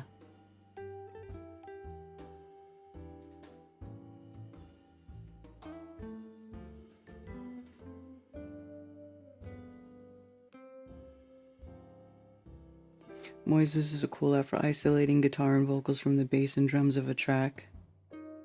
Huh. Projecting intentional positive energy can't be a bad thing. Nope. Northern Minnesota Sasquatch. Will it pick up infrasound? Would love to try something like that in the woods. Would what pick up infrasound?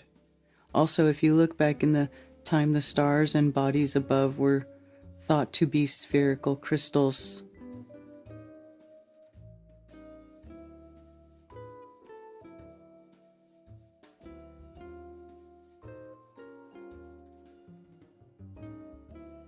I play solfeggio frequencies in yoga and they love it. Yeah. Interdimensional cat. That's Gail. Yeah, dude. I love solfeggio stuff. I love it. I love it. I love it. It's like, it really does help. It really helps. I feel like, you know, I've been missing out for a while by not using solfeggio frequencies more often.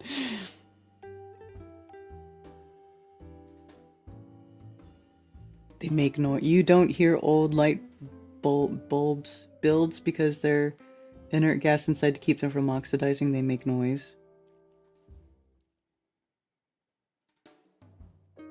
Okay, but what about the sound part? Is there always light with sound, but then you just don't always see it?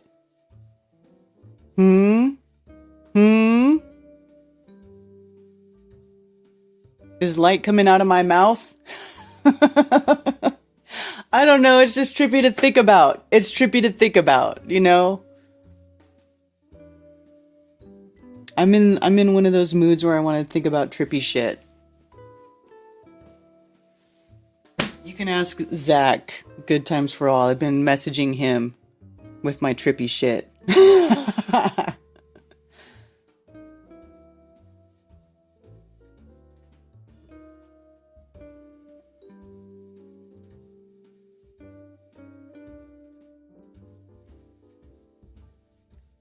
All right. Let me see here. Let me see. What was I going to go to next? I want to show this picture.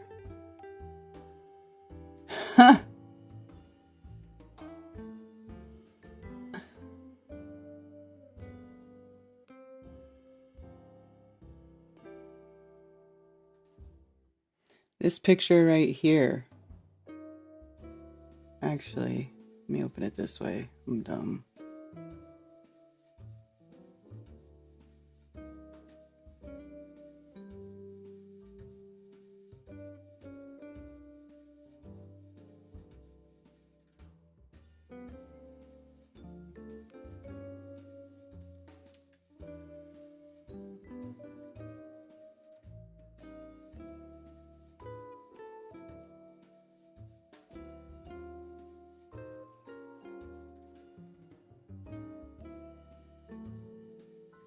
Why is it not coming up?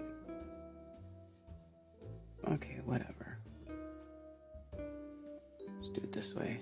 This picture right here is sort of like another thing that kind of got me thinking about it too. Oh wait, let me make sure I'm sharing, because I fucking do that dumb shit sometimes. Alright. This picture right here, which is, it's like sounds in a waveform, right, at different frequencies, sort of aligned, and it just looks like the golden ratio. It looks like phyllotaxis. It looks like eyeballs. It looks like a fractal. It's just really got me thinking about sound. Sound plays a major role in this creation. And I just don't think, well, maybe it's me. Maybe I'm the one who hasn't been thinking about it enough. I feel like I haven't been thinking about it enough. That I've benefited from it and I've enjoyed sound like my entire life. I've always been really influenced by it and then just never really thought about why, how, what does it do, why, you know, just the minutia of it, I guess.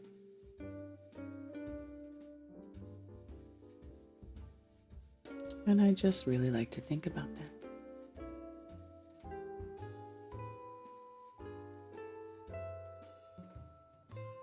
Precisely, the audible spectrum too. The Path of Sound WordPress, let me see. You can see your speech with Fleur. Oh, good point, Scooter, because you see the heat. But is that light? I guess everything is light. And sound? I don't know.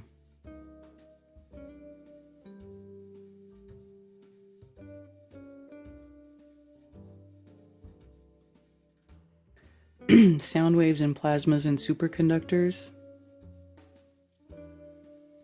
Plasma waves are produced by local disturbances caused by instabilities of the motions in a plasma medium.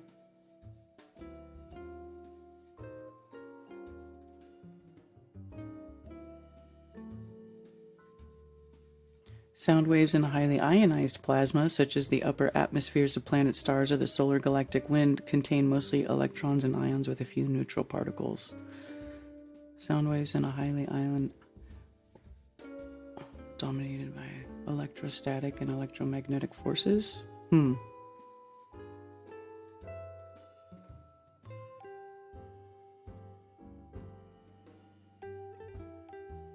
I'll have to read that later. That's a lot of reading. There's a lot of reading.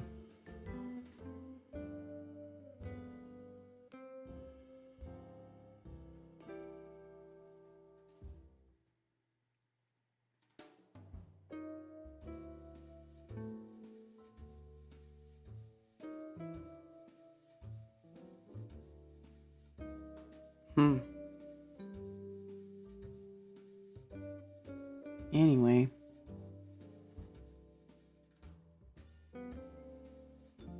Even the Christians had that right. God said, let there be light. Thought, sound, light.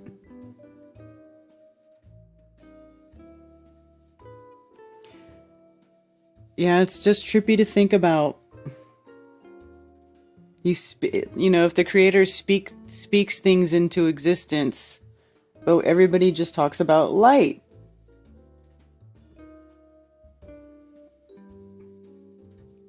Man, whatever. Maybe I'm overthinking stuff. Maybe I'm overthinking stuff. Possibly.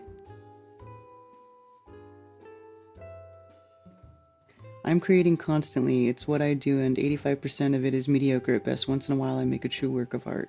Fine art or music, yeah. The word God is harsh and limited in its apparent sound and its vibration.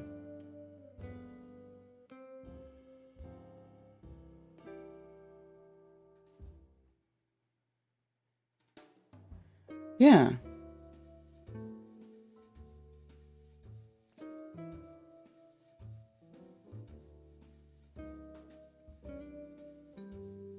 Underthinking? Am I underthinking? Do a moonlight test, yeah.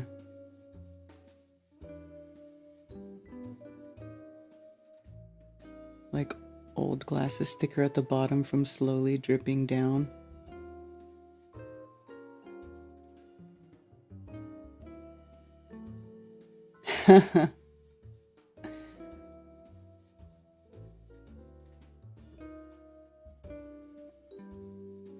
Sound is faster than light.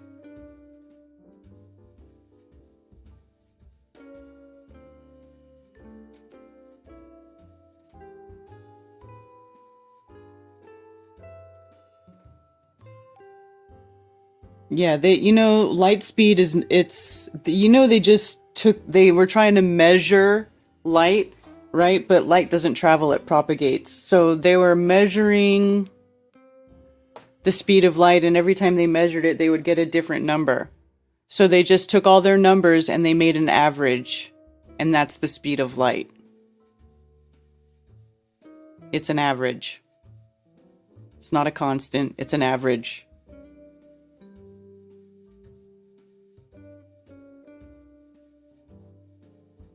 Transverse and longitudinal.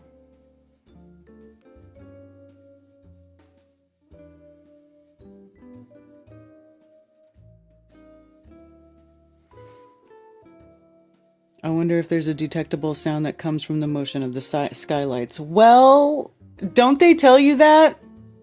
I mean, NASA will tell you, let's see. Sound of Saturn. What does Saturn sound like from space? So like you can go to YouTube and they'll play these sounds for you and they'll tell you this is Saturn. Right? But who knows if that's really...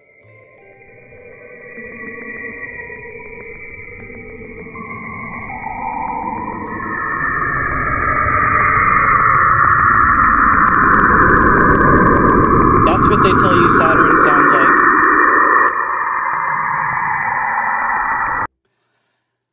I just don't know if I buy their version.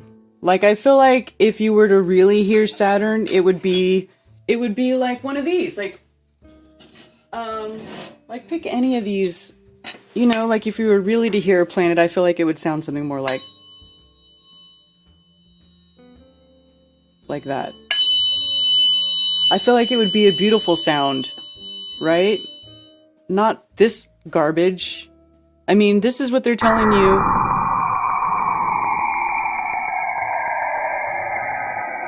I mean, you gotta be kidding me, right?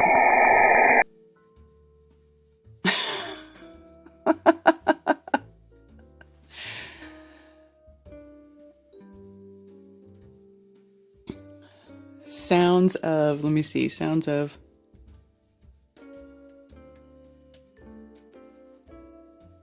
Sinister sounds of the solar system. See, look it, and they even want you to think that the solar system has sinister sounds. They're like, love it. They're like, yeah, the solar system sounds like hell.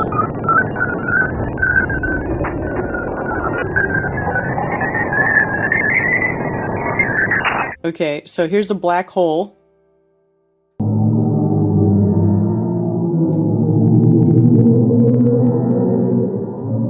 I mean, come on. This is so sci-fi shit. Like, they want you to... That's like, you know, they want you to think you're gonna get all warped and, like, sucked into the black hole. That's what the black hole sounds like. You're gonna get sucked into it. So, what else? Let's see. What else do we have sounds for here? Giant red star Draconis.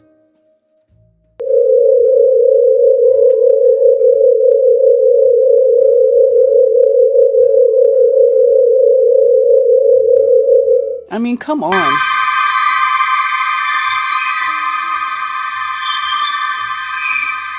These are like horror movie tracks. Whenever I go to like the app that I get sounds for some of my videos, if I type in horror, that's what I hear.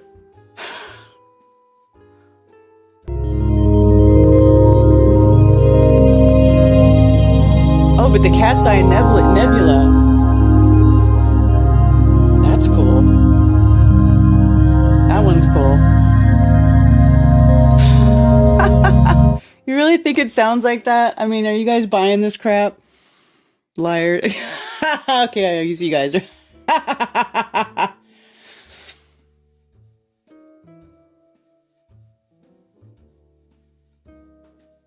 Sounds are hurting my ears. Yeah, I'm sorry, Ted. Sorry. Plasma waves of the bow shock of Jupiter. Oh, okay, that, I didn't like that.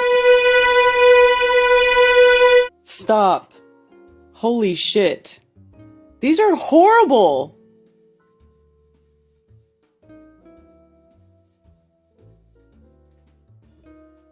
Musical tones from Jupiter waves.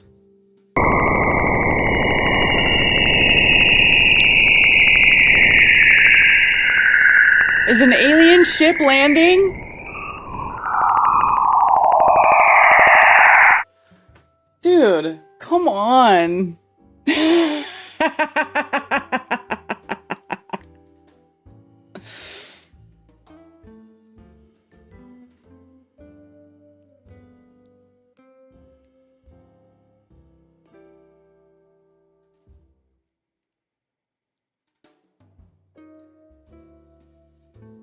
Oh, they got orchestral strings up there. Singing Antarctica ice sheets? No. Trapped, right?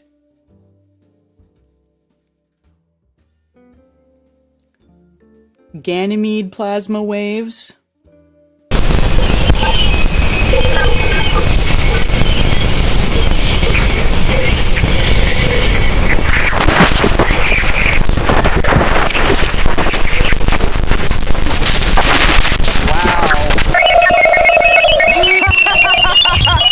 What is this shit? Seriously, dude? These are horrible. I don't want to hear anymore. These are like the worst sounds I've ever heard in my life. Anyway. I mean, the planets probably do make sounds, but I don't believe that any of them sound like that. I mean, good God almighty. Those are the most annoying sounds on the face of the plane.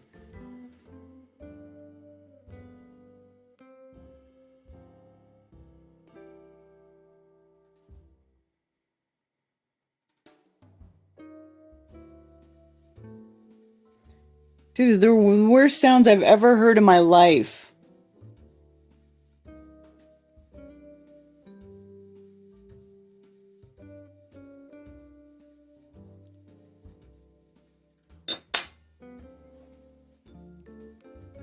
Yeah, I'm pretty much done playing that bullshit.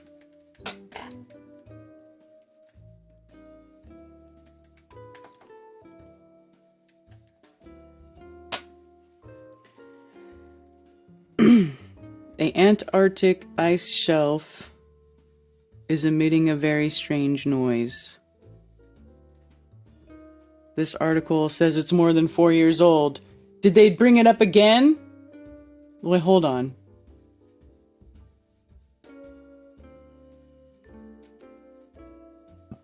"2018.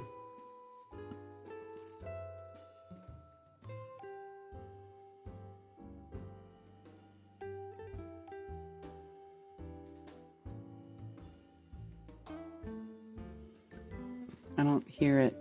Well, I guess maybe I have to click on their stupid poop tube link. No.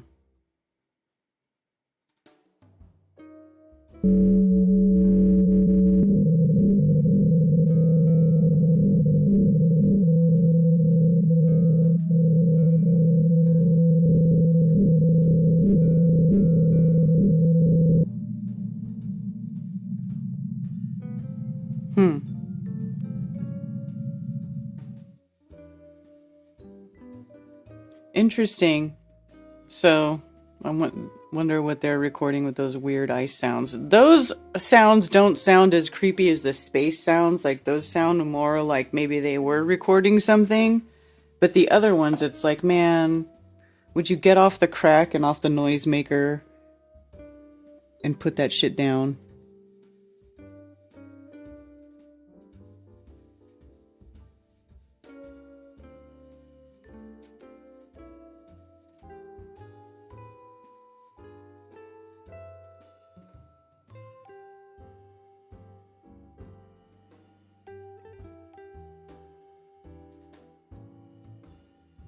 Which one was it, Ben, that you liked?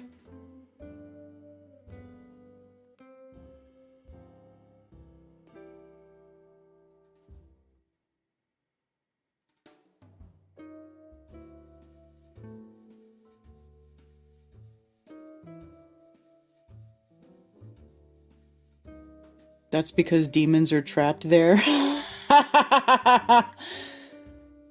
That's funny. The demons are trapped there. That's the brown note. That's too funny.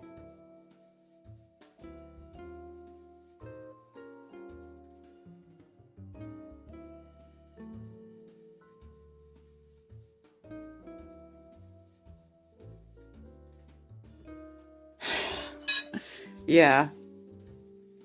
All right. You guys.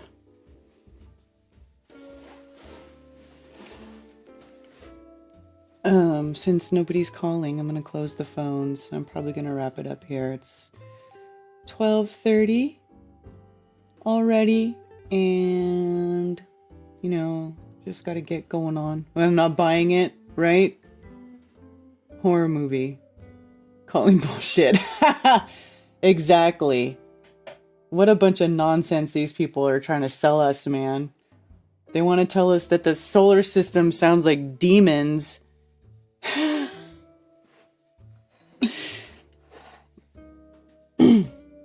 And that we connect with dolphins because we used to be globs of goo in the ocean. Don't eat the brown acid. Yeah.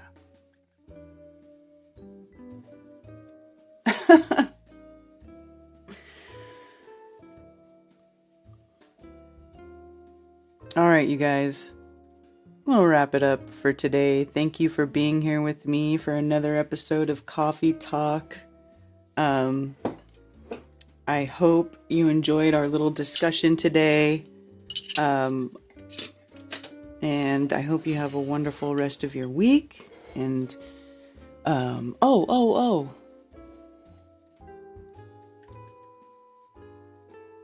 want to show you my merch store. I never talk about this, and before I go, I want to let you guys know, got some merch in the store. Somebody asked me to make a baseball version of this shirt, of the vintage flat earth. So I did. I think it looks cute, actually. And you can get different colors. Gray, red and gray, black and white. I think it looks cute. So, person who asked me to make that, I did make it. So go at it, have fun. I also did make The Air is Lava t-shirt. It's funny. A few people have already got it. I love it. There's gray, burgundy, charcoal, and black. It's pretty cool. And I did make a women's version for you ladies, because I personally like it when the t-shirt is the shape of my body and doesn't look weird on me. So there you go. And you can also get Coffee Talk with Karen B mugs. There you go. So that's what's up. I hope you all have a wonderful day. Thanks for being here. Join me and Mark Sargent back again tomorrow evening at this very channel for Strange World number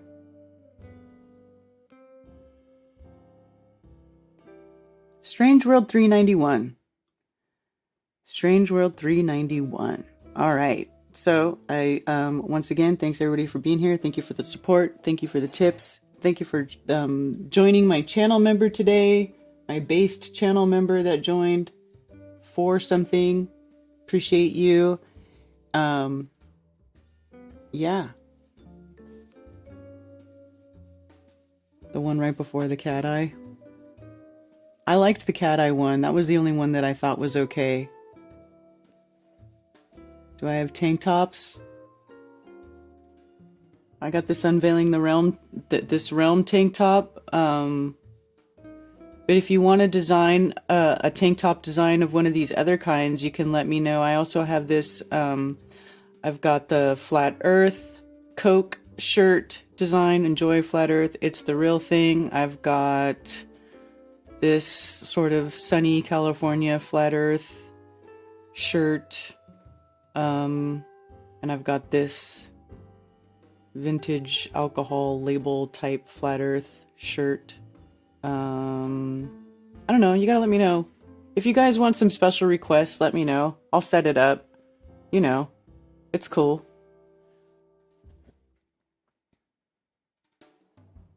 Listen to my song on my channel called They'll Own Everything and Still Won't Be Happy.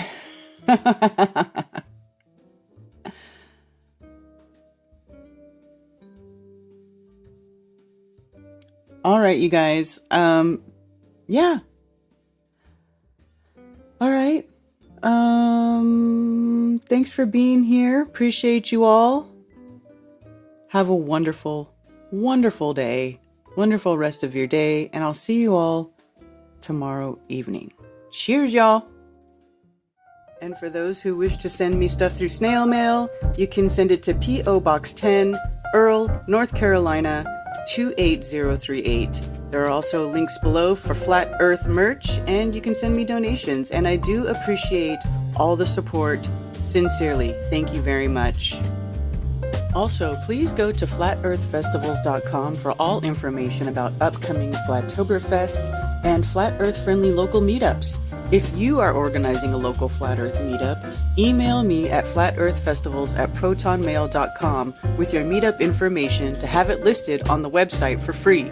For everything else, you can email me at karenbfe@protonmail.com. Thank you for